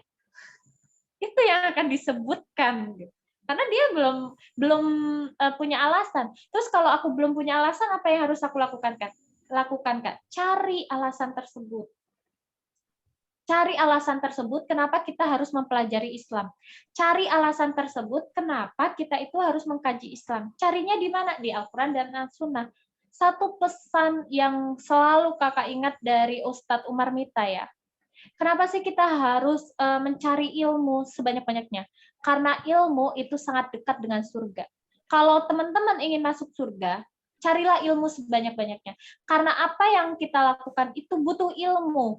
Mau sholat, butuh ilmu. Mau menikah, butuh ilmu. Mau punya anak, butuh ilmu. Mau jadi ibu rumah tangga pun butuh ilmu. Kalian mau belajar masak, nggak mungkin tiba-tiba, udahlah semua dicemplungin. Pasti nanya maknya dulu, Mak ini bumbunya apa ya? Cari ilmunya dulu. Bikin sop ini bumbunya apa nih, Mak? Gitu. Bikin rendang ini bumbunya apa? Kalau zaman sekarang lebih canggih. Buka aja Google, resep, bikin rendang, resep, bikin ini. Ilmunya dulu yang dicari. Tidak tiba-tiba langsung bluk-bluk masukin aja semua. Itu tidak akan jadi masakannya. Yang ada hancur gitu. Nah, itu salah satunya. Jadi, pentingnya mengkaji Islam itu adalah untuk dekat dengan surga, ya kita harus mencari ilmu dengan mengkaji Islam tadi. Jangan bosan-bosan untuk tadi ya, menutup diri. Kakak tuh suka mengingatkan ke saudara juga, kita itu jangan menutup diri gitu loh. Kayak contohnya, kita sudah tahu nih kajian A, wah aku udah pernah belajar, yang akhirnya aku nggak mau ikut. Nggak seperti itu. Saat kita ada waktu, ikutin aja. Bisa jadi dari pembicara tadi, mungkin hari Sabtu ini, Sabtu depan, temanya hampir sama. Bukan berarti kita, ayah, minggu kemarin kan sudah temanya itu, aku nggak mau ikut. Bisa jadi dari lidah para pembicara itu ada salah satu muhasabah yang bisa kita lakukan, atau bisa menjadi salah satu alasan yang membuat kita semakin semangat menuntut ilmu, semakin semangat untuk mendekatkan diri kepada Allah. Jadi jangan menutup diri gitu. Tetap carilah alasan. Jika memang kita belum mempunyai alasan kuat dalam mengkaji Islam, sekarang cari, buka Al-Quran. Apa sih manfaatnya mencari ilmu, menuntut ilmu, pahalanya tuh seperti apa sih? Apa sih yang bisa kita rasakan kalau kita menuntut ilmu? Nah, itu kita cari. Itu Kak, mungkin dari saya. Syukron Kak Eka. Masya Allah. Begitu ya teman-teman, penjelasan tentang child friend tadi dari Kak Eka sendiri. Baik, dari penjelasan Kak Hanifah dan Kak Eka tadi, apakah ada yang mau ditanyakan? Aku mau nanggepin dong. Oh, ada. Oke. Ada yang mau nanya dulu tuh, ada yang mau nanya. Kak Septiani. Aku ya? Nah, ya. Aku juga mau nanya apa yang sudah dijelaskan oleh Kak Eka tadi tentang idola ya. Nah, menurut Kakak nih bagaimana tanggapan Kakak gitu terhadap anak yang di bawah umur tapi over proud atau terlalu bangga dengan artis atau idola yang dari dalam negeri atau dari luar negeri. Jadi kayak mereka itu nggak paham kalau apa yang di sosial media itu nggak mungkin sama 100% kayak di dunia nyatanya gitu. Yang jadi ketika misal influencer itu atau idola mereka yang mereka suka itu melakukan kesalahan, mereka sendiri yang kecewa, seolah-olah seperti kayak keluarga sendiri gitu. Kayak misalnya mereka berkomentar, ih nggak nyangka banget sih, aku kecewa banget gitu. Sampai ada beberapa juga orang yang akhirnya kesehatan mentalnya terganggu gitu. Kayak ketika idolanya melakukan kesalahan sampai mecahin CD atau album-albumnya kayak gitu. Yang dimana itu justru yang dirugikan diri mereka sendiri kan. Karena mereka jadi terganggu mentalnya kayak gitu. Ya idolanya aja nggak tahu mereka seperti itu kan. Nah itu bagaimana cara kita memberitahu orang yang sudah terlalu bangga atau over proud itu, terutama anak yang masih di bawah umur. Gitu Kak. Pertanyaan untuk Kak Eka. Oke, langsung dijawab atau dikumpulin dulu? Jawab saja dulu Kak, soalnya belum ada pertanyaan yang kedua. Tadi mau tanya. Hah? Jawab dulu. Ya, kalau untuk sebenarnya permasalahan seperti ini kita nggak bisa menyelesaikan dalam satu sudut pandang aja ya, Dea. Jadi memang kita harus benar-benar menyelesaikannya secara global. Salah satunya ya ada peran orang tua, apalagi ini masih di bawah umur ya. Ya memang kita pahami tadi, teknologi sekarang itu benar-benar open banget gitu loh. Jadi terbuka banget. Kita itu bisa melihat aktivitas pribadi seseorang itu dari ya teknologi sekarang gitu. Dan dari sisi keluarga, kita juga butuh dukungan dari masyarakat gitu, dari masyarakat. Dari dukungan masyarakat dan yang terakhir itu adalah dukungan dari negara. Kita itu tidak bisa menyelesaikan kasus anak-anak yang di bawah umur itu hanya dengan menyalahkan keluarganya saja gitu. Contohnya gini, mungkin keluarga ini tuh sudah kita positive thinking ya. Keluarga ini tuh sudah benar-benar mengatur dia. Nggak boleh loh fasilitas HP ini tuh hanya untuk belajar kayak gitu. Tapi ternyata karena kurang kewaspadaan orang tua yang akhirnya dia melihat tadi kayak drama, K-pop yang akhirnya dia mengidolakan sosok itu, atau dia benar-benar apa ya, ya berani membohongi orang tua lah, saking ngefans-nya sama orang ini.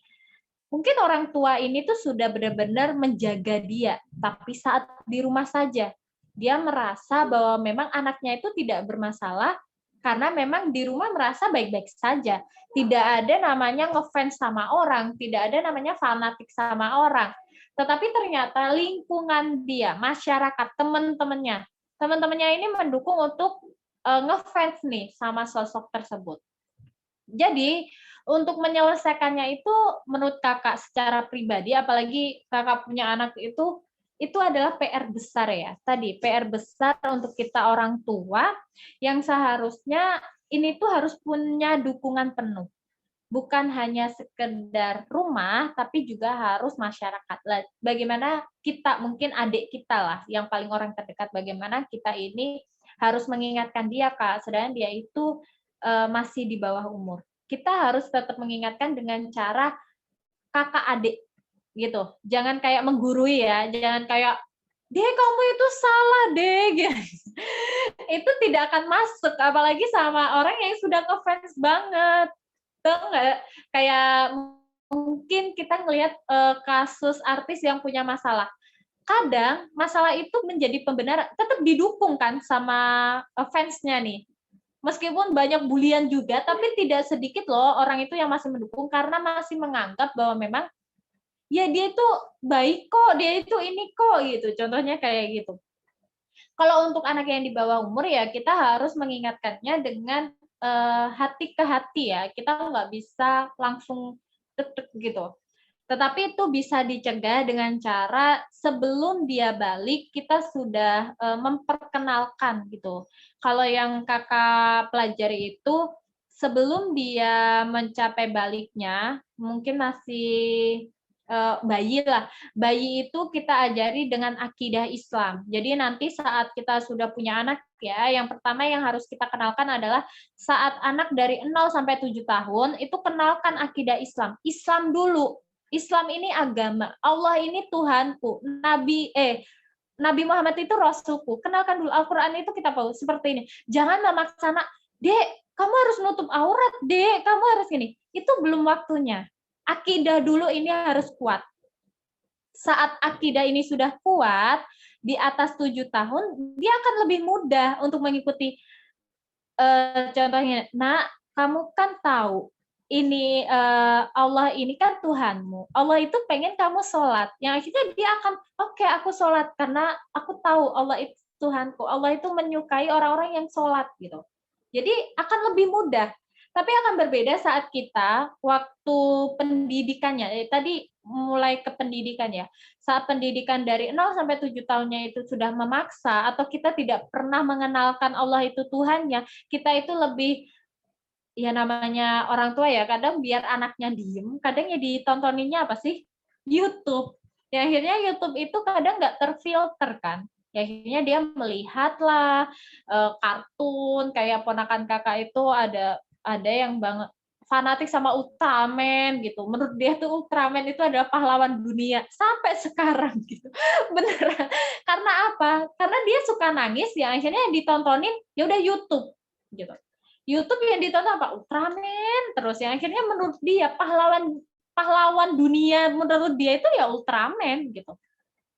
Dan itu bahaya nggak? Bahaya untuk kedepannya. Yang akhirnya dia tidak akan mengenal sosok pahlawan dia yang sesungguhnya sebagai kaum muslim tadi gitu. Makanya didikan dari 0 sampai 7 tahun itu penting. Nanti 7 tahun sampai dia balik itu juga sangat penting. Kita ajarin ibadah, kita ajarin mana yang wajib, mana yang masuk aurat, mana yang ini, syariat Islam lah, itu juga sangat penting. Yang akhirnya dia saat sudah masuk ke balik, mungkin tadi yang anak-anak yang fanatik mungkin masih muda, umur 15 tahun, 16 tahun, 17 tahun ya, yang masih banyak fanatiknya sama sosok itu, dia akan mampu untuk memfilter mana yang mau dia contoh, mana yang enggak. Tetapi bagaimana Kak kalau udah terlanjur nih, dari kecil sampai itu tuh nggak dikasih tahu. Yang akhirnya dia udah terlanjur fanatik dengan sosok tersebut, pemain film tersebut, yang akhirnya tadi efeknya ternyata sangat merugikan diri sendiri. Ya kita harus ajak bicara face to face dengan dia, hati ke hati. Kita tanya, apa sih yang kamu suka dari dia? Apa sih yang kamu lah? Itu kita tanya hati ke hati. Apakah nanti akan cepat berhasil? Enggak juga, enggak. Fasenya panjang. Mungkin di rumah kita sudah mengingatkan hati ke hati. Tapi pas dia keluar rumah, temennya ngajak, aduh film kemarin keren banget nonton yuk. Ya beda lagi. Makanya harus ada dukungan ini. Terus masyarakat ternyata bisa nih bisa mendukung kita. Tapi dari negara tidak mendukung. Contohnya, film tersebut bisa diakses di YouTube secara bebas. Di Telegram kalau mau nonton film tinggal searching judulnya udah muncul. Yaitu nggak akan bisa menyelesaikan permasalahan tersebut secara total. Tapi untuk meminimalisir permasalahan seperti itu ya kita bisa bicara hati ke hati.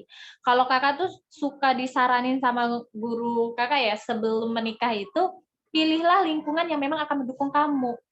Karena itu penting banget. Kalau memang kita tidak bisa untuk mengatur negara, kita bisa memilih tadi. Kita kan punya pilihan. Pilihlah tempat yang memang bisa untuk kita atur gitu. Pilihan yang memang mendukung kita untuk hijrah, mendukung kita untuk belajar. Nah, itu salah satunya. Jadi memang nggak akan langsung clear langsung itu. Apalagi orang yang sudah fanatik itu beda ya. Bukan hanya fanatik itu beda. Kayak para sahabat saat mencintai Rasulullah, beda kan? Sampai Rasulullah mengatakan, wahai sahabatku, ayo perang. Emang mereka kepikiran, aku udah makan atau belum? Enggak. Apakah mereka kepikiran untuk ingat istrinya? Enggak. Mereka langsung aja, karena saking cintanya sama Rasulullah. Sebenarnya sama halnya apa yang dilakukan anak muda yang disebutkan Safitriani tadi ya. Kenapa dia melakukan itu? Ya karena saking cintanya sama idolanya. Yang pertama yang harus kita lakukan ya jangan sampai dia mencintai idolanya itu. Itu sih, Dek. Walau bisa. Mungkin Kak Hanifah bisa menambahkan ya dari golongan Gen Z-nya yang mengalami. Baik, untuk Kak Hanifah, apa ada tambahan? Untuk, ya benar tadi, dari kalangan Gen Z. Mungkin tadi yang ditanya itu bukan menyakiti dirinya sendiri doang ya, bahkan yang lebih parah emang sampai bunuh diri. Maksudnya berita-berita kayak gitu maksudnya udah jadi konsumsi umum ya bagi masyarakat. Maksudnya saking kefanatikannya sama idolanya ya, bahkan idolanya mati, meninggal, dia nyusul ikut meninggal kayak gitu. Maksudnya, bisa berharap bersama di surga. Iya. Iya kali ya. Mungkin aku mau nambahin kayak gini aja. Kalau yang beredar di quote-quote tentang akun-akun mental health ya, tadi kan ini kan berhubungan dengan kesehatan mental kan. Pasti, ini menurut pendapatku aja ya, di luar sana pasti orang-orang, khususnya nih, pasti mereka berstatement seperti ini, kalian itu nggak akan mungkin merubah orang. Sering nggak lihat quote-quote kayak gitu? Karena orang itu nggak mungkin berubah gitu. Maksudnya jangan berharap orang lain itu untuk berubah gitu loh. Nah, kalau menurut aku kata-kata ini nggak sepenuhnya benar gitu. Kalau kita berharap, kayak Kak Eka bilang tadi, semuanya itu harusnya dipersiapkan gitu, diajak ngobrol dan lain-lain. Kalau kita langsung menuntut merubah tindakannya, apalagi nih yang zaman sekarang kayak adik-adik kita atau bahkan kita aja gitu, disuruh lepas dari gadget itu, udah bisa dibilang hal yang nggak mungkin gitu kan, udah nggak terhindar kayak gitu. Jadi emang mau nggak mau kita nggak bisa langsung nembak nih kegiatannya, udah stop kamu jangan main HP gitu. HP emang buat belajar, tapi ngapain sih kamu malah buka-buka ini atau itu gitu. Emang nggak bisa gitu, emang harus mungkin didekatkan. Tadi Kak Eka juga bilang ya, didekatkan, maksudnya secara hatinya, pikirannya kayak gitu. Emang kita nggak bisa langsung gitu. Kita aja nggak mau kan gitu, langsung ibaratnya mungkin diadili kan, kayak kamu nggak boleh kayak gini, tapi apalagi yang tadi dibilang kan, anak itu masih di bawah umur. Seperti yang kita tahu, kebanyakan adik-adik kita mungkin bisa disebut dengan balik, tapi belum akil. Nah kayak gitu, maksudnya belum akil di sini bukannya mereka nggak berakal ya, bukannya berarti mereka gila ya, bukan seperti itu maksudnya. Maksudnya itu kalau berdasarkan Islam mereka itu belum menumpukan segala sesuatu yang kayak Kak Ika bilang tadi itu. Kalau kita seorang muslim ini kita harusnya memilih jalan seperti apa, berdasarkan pilihan liberal kah ya, di mana-mana bersandarkan ya terserah gue, pendapat gue yang jalanin ya pilihan gue, atau berdasarkan Al-Quran dan Sunnah. Nah, dan Al-Quran dan Sunnah itu kan bukan semata-mata, apalagi sekarang ya, memang pilihan kita untuk memilih, maksudnya untuk mencari, untuk berkomitmen untuk mempelajarinya kayak gitu. Apalagi adik-adik kita yang masih di bawah umur. Nah, untuk kita yang mungkin kakak-kakak dan next calon ibu-ibu yang nggak fair. Iya aja deh. Emang andil kita, apalagi adik kita sendiri di rumah atau nggak ponakan kita, sepupu kita dan lain-lain. Kalau emang kita tahu, ya maksudnya kita memegang peran dalam membentuk mereka juga kayak gitu.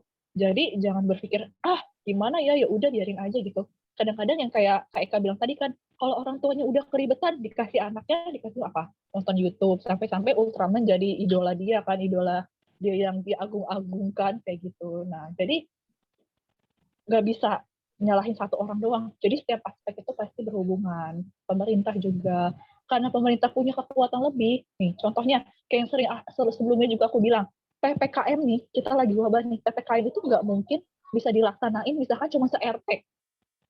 Nggak mungkin kan gitu loh. Hal itu kalaupun bisa dilaksanakan, seberapa besar sih dampaknya kalau cuma se-RT? Sedangkan kita pasti bakal keluar, berkomunikasi, belanja, dan lain-lain gitu. Jika ada kekuatan yang lebih besar lagi, apalagi skalanya nasional, pemerintah, bahkan dunia, dan lain-lain, supaya itu menerapkan, tentu kekuatannya lebih besar lagi. Di mana pemerintah kan punya aparat keamanan, punya menteri-menteri dan lain yang segenap sistemnya yang memperkokoh. Jadi masyarakatnya itu akan terbentuk seperti apa jika pemerintahnya ingin memenuhi masyarakat yang sejahtera, yang ideal, emang berdasarkan Islam, tentu akan orientasinya kepada Islam, nggak seperti sekarang, sebaliknya. Mungkin seperti itu. Oke, baik, makasih Kak Eka dan Kak Hanifah, begitu ya. Kak Fitri, makasih pertanyaannya. Nah, untuk Kak Fitri, apakah safety, Kak? Oke, Kak Silvi.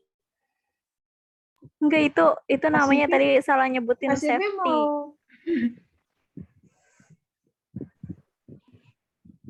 Oh, iya deh. Ini tadi Vera ngomong. Makasih Kak Septiani. Ya, terima kasih dari buat Kak Eka sama Kak Hanifah sama Kak Vera juga. Terima kasih. Sama-sama. Baik, ada yang mau ditanyakan lagi? Tadi kayak denger ada yang mau nanya lagi. Halo, Assalamualaikum. Kak Aski, Fer, tadi mau berpendapat? Okay. Kalau nggak ada yang nanya, aku yang nanya deh. Ini kayaknya sinyalnya kayak itu ya. Assalamualaikum warahmatullahi wabarakatuh. Gimana sih Vera? Sinyalnya berhenti di Vera nih. Vera, dia macet. Halo, Assalamualaikum. Halo, Assalamualaikum. Ya. Dengar, Kakak. Dengar. Lanjut, Ver. Oke. Aku mau nanya, tadi kan kita bahas tentang child free ya. Aku sih cuman pengen tahu, kan kalau CL, tadi influencer CL, itu kan alasan dia bahwa dia tidak ingin mempunyai anak, itu kan karena memikirkan anak-anak di luar sana. Gitu kan, anak-anak di luar sana yang terlantar, kenapa saya harus punya anak? Lebih baik saya mengambil anak dari apa itu, misalkan panti asuhan atau dari nggak dari jalanan juga sih, dia bilangnya misalkan dari anak-anak sana yang terlantar ini gitu. Kalau yang kita bahas tadi kan child free itu kan memang sudah tidak boleh di dalam agama Islam gitu. Tapi bagaimanakah? Tapi kan yang dipandang anak-anak Gen Z sekarang itu kan dia baik loh. Dia baik karena dia itu punya memikirkan anak-anak yang terlantar itu. Jadi dia lebih baik membiayai anak-anak yang terlantar itu. Maksudnya kalau dalam Islam itu diperbolehkan kan kalau untuk membantu anak-anak itu gitu. Kalau kita tahu kan tadi dari penjelasannya Kak Eka bahwa sama Kak Hanifah kan bahwa child free itu memang nggak ada dalam Islam gitu. Tapi apakah membantu anak-anak itu tuh salah? Gitu. Begitu sih Kak pertanyaan. Gimana untuk Kak Hanifah? Kak Eka dulu deh. Hanifah dulu. Dari Kak Hanifah dulu deh, kan sama-sama Gen Z nih. Mungkin kayak gitu diskriminasi dia. Apa sih diskriminasi? Ya nggak diskriminasi juga. Kalau aku nggak bisa jawab secara hukumnya ya, secara fikihnya ya, karena keterbatasanku. Aku juga belum sampai sana ilmunya, masih pakai ilmu. Sama, saya juga iya. Ya. Di Islam memang ada, maksudnya untuk memberi makan dan anak yatim dan lain, bahkan mengadopsi anak pun juga ada gitu. Sepengetahuan aku, kalau di Islam itu, mungkin bisa dikoreksi nanti sama Kak Eka, kalau kita mau mengadopsi anak pun, mengadopsi ya, maksudnya emang mengangkat kepada menjadi keluarga kita pun harus tahu asal-usul anak itu. Gak bisa tuh kita ambil, tiba-tiba ada di jalan gitu, kita tarik aja ke rumah, kamu mau gak jadi anak aku? Nanti aku urusin, aku kasih makan, kayak gitu. Gak gitu juga caranya gitu loh. Dimana kita harus tahu, misalkan keadaannya itu memang seperti apa, dia terlahir dari seorang ibu seperti apa, ayahnya seperti apa, dan lain-lain. Jadi ketika kita membesarkan dia nanti, kita tuh tahu, oh dia berkarakter seperti ini karena dulu orang tuanya memang seperti itu gitu loh. Jadi ya kurang lebih ada di agama kita gitu untuk mengadopsi anak dan lain-lain, gak salah gitu. Cuma kayak yang Kak Eka tadi bilang, manusia itu kan memiliki fitrah gitu. Nah, child free ini, konsep child free ini udah keluar dari fitrah manusia, khususnya kita perempuan ya. Walaupun child free itu memang seakan-akan mendukung gerakan feminisme, di mana kesetaraan gender dan lain-lain, mungkin karena di sini, oh ya, aku sempat lihat ungkapannya Justin Bieber dulu pas nikahin pacarnya. Pacarnya model kan. Sempat heboh tuh statementnya kayak gini. Orang-orang pasti orang-orang tuh menduganya ya ampun Justin Bieber romantis banget gitu. Dia bilang statementnya agak mirip sama Steph juga kayak gini. Kalau istriku mau punya anak ya itu terserah dia, hak dia. Badan-badan dia terserah dia mau punya anak berapa dan lain-lain kayak gitu. Nah, hal ini nih justru akan membangkitkan double standar, ngerti nggak? Double standar di mana orang-orang yang mikir kayak gini, oh iya ya ada benernya juga, itu kan cewek kan ya terserah gue, kayak Kak Eka bilang, ya pilihan gue yang jalanin kayak gitu. Sedangkan di sisi lain, mungkin double standar yang bagi cowok-cowok, ya wajar dong kalau mau punya anak, namanya juga berkeluarga, tuh tujuannya berkeluarga itu apa, kayak gitu. Jadi masalah kontra kayak gini nih, balik lagi, kalau menurut agama kita nggak sesuai dengan fitrah, nggak sesuai dengan apa yang diakukan dan sunnah gitu, berarti itu bukan hal yang baik buat kita gitu. Karena Allah Maha tahu kan, kita manusia ini yang lemah, terbatas, nggak akan bisa mengira-ngira sampai sana gitu, walaupun yang bagi kita anggap itu baik, walaupun kita yang menjalaninya kayak gitu, mungkin efeknya bagi kita doang, tapi jika dilakukan berjamaah, dilakukan se-negara, dilakukan se-dunia, entah bakalan jadi apa kan mudorotnya. Ya mungkin kayak gitu aja. Oke, makasih kakak, bener juga tuh.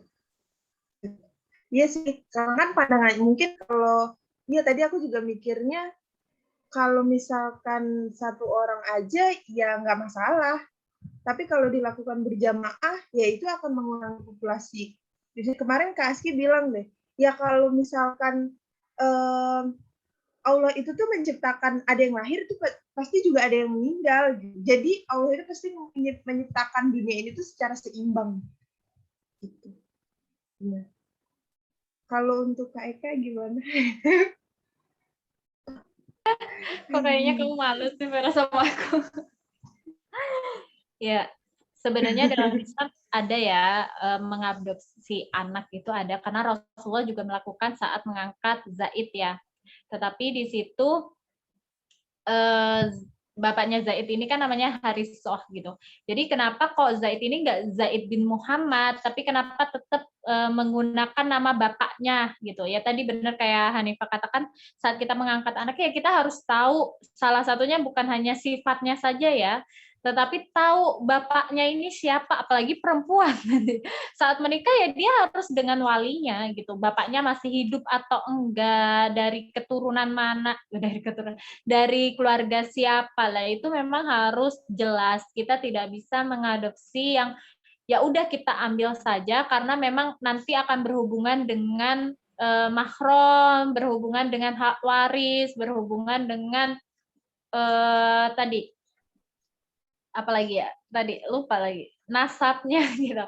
Jadi tidak seperti zaman sekarang yang dimana saat mungkin yang tadi artis CL tadi yang mengatakan dia ingin mengadopsi banyak anak dan tidak mau melahirkan anak karena dia itu menganggap ngapain aku harus mengurus satu anak sedangkan aku bisa mengurus ribuan anak gitu kan. Maksudnya statement dia kan seperti itu.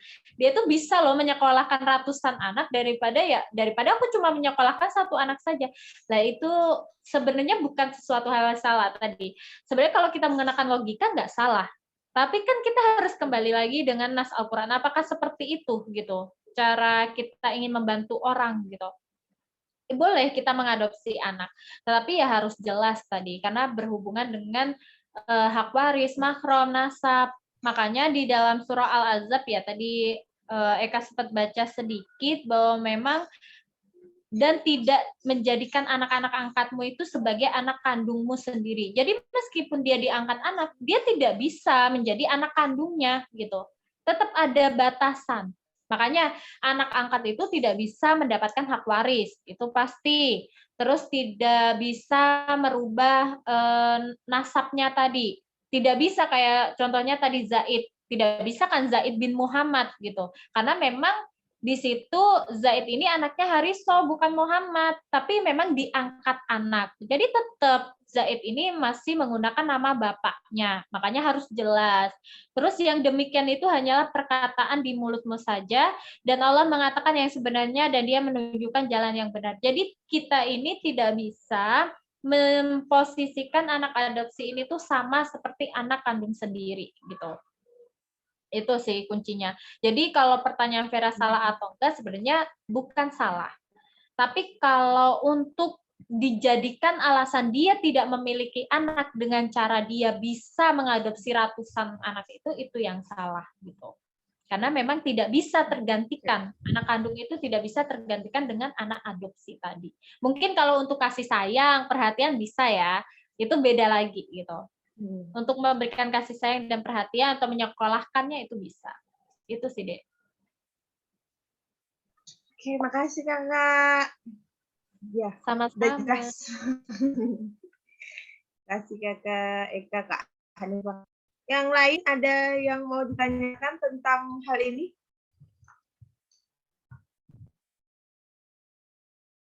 Assalamualaikum. Apa ada yang mau ditanyakan? Kalau tidak ditanyakan, maka akan ditutup. Assalamualaikum. Di tempat Vera yang kebuka kameranya cuma 4. Paling atas doang lagi. 2, 4. Assalamualaikum. Karena nggak ada yang ditanyain dan nggak ada yang ditanyakan lagi. Gimana untuk kata panitia? Apakah kita tutup?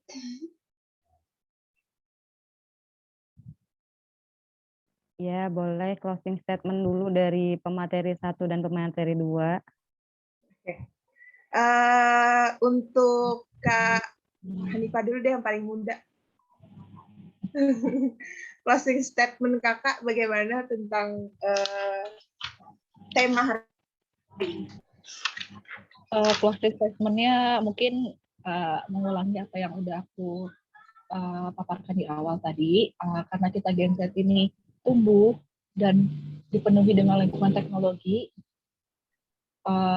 maka segala informasi yaitu berupa bentuk fakta yang nanti akan membentuk persepsi kita dan tolak ukur, di mana semua itu akan memunculkan tindakan-tindakan yang tentu itu berdasarkan pilihan kita sendiri, harus kembali lagi berdasarkan Al-Quran dan Sunnah. Islam nggak melarang kita buat open minded, ya kan, yang tadi dibilang juga bahwasannya, tapi kembali lagi segala sesuatu itu harus balik lagi ke Al-Quran dan Sunnah karena akan menentukan pilihan kita jalan kita mau kemana. Apakah kembali ke syariat atau ke liberal, ya seperti itu. Oke, makasih Kak Hanifah. Untuk Kak Eka? Apa ya? Sudah. Mungkin janganlah kita mencari 1000 alasan untuk mencari ridhonya manusia ya. Karena kita itu bisa mencari 1000 alasan untuk mencari ridhonya Allah semata. Jadi jangan menutup diri gitu. Carilah alasan-alasan itu dan bukalah Al-Quran dan As-Sunnah, buku-buku untuk mencari alasan kita untuk berhijrah, untuk mengkaji Islam lagi. Itu aja sih. Oke, makasih Kak Eka dan Kak Hanifah. Oke, begitu ya tadi closing statement dari pemateri kita hari ini. Apa ada sesi foto lagi, Kak? Nggak ada. Nanti teman-teman ini aja ya, kalau misalkan ingin mendalami tentang seputar Islam, bisa hubungin admin Yuki. Nanti dia yang akan admin Yuki di sini kan ada Kak Rahma ya, kemudian ada Kak Rahma di sini. Nanti Kak Rahma yang akan menunjukkan jalan gitu ya, step-stepnya ketika misalnya memang teman itu tertarik untuk belajar Islam dari awal gitu. Yuki menyediakan untuk kajian intensif setiap minggunya. Dan setiap minggunya itu memang bertemu dengan guru yang, jadi memang kita tuh dipandu oleh satu orang guru yang mengawasi kita ya dari awal sampai akhir, intinya kita dibimbing gitu. Jadi teman-teman bisa hubungi admin Yuki. Maksudnya bukan acara yang ini ya, kalau ini kan acara apa sih namanya ya, acara eksternal Yuki gitu ya, untuk mengenalkan Yuki ke media sosial dan teman-teman juga. Nah, kalau misalkan mau lebih intensif lagi bisa hubungin Kak Rahma ya. Ada Kak Rahmanya di sini. Atau di grup juga ada nomornya Kak Rahma yang sudah masuk grup Yuki. Itu ya teman-teman. Mungkin udah itu aja, silahkan ditutup. Oke, baik. Tapi Kak, pertanyaan kalau misalkan ada yang nonton kan kita juga upload di YouTube nih. Itu gimana Kak? Kalau siapa tahu kan ada yang nonton di YouTube gitu. Itu harus menghubungi siapa? Apakah di deskripsinya ada? Oke, bagi teman-teman yang misalkan nanti, misalkan nih teman-teman di sini nge-share informasi tentang YouTube dari Yuki, bisa aja meninggalkan komentar di YouTube-nya. Nanti insya Allah admin dari YouTube, jadi kan kita punya portal medsos masing-masing dan punya penanggung jawabnya masing-masing ya. Udah keren banget kayak perusahaan besar. Nanti setiap admin medsosnya dia akan menginformasikan gitu. Jadi tinggal hubungin aja, misalkan di YouTube berarti tinggal komen aja, Kak aku mau dong misalkan kajian intensif. Oke, silahkan komen aja, tinggal komen di situ. Nanti kita cek, karena memang kita ceknya setiap hari kok gitu kan. Gitu. Terima kasih. Begitu ya teman-teman. Untuk teman-teman atau temennya misalkan yang mau ikut kajian insentif dari Yuki Community ini, bisa hubungi Kak Rahma Taibah di halaman sekarang, ada nama Kak Rahma itu. Yang background-nya garis-garis. Gitu. Oke, baik. Sebelumnya saya ucapkan terima kasih untuk pemateri kita, yaitu Kak Hanifah dan Kak Eka, dan kakak-kakak semua yang sudah hadir pada hari ini. Semoga Allah selalu memberikan kesehatan dalam keadaan kita seperti ini, dan selalu diberikan semangat terus dalam dalam menyebarkan Islam. Baik, sebelum kita tutup, alangkah baiknya kita membaca hamdalah dan doa penutup majelis.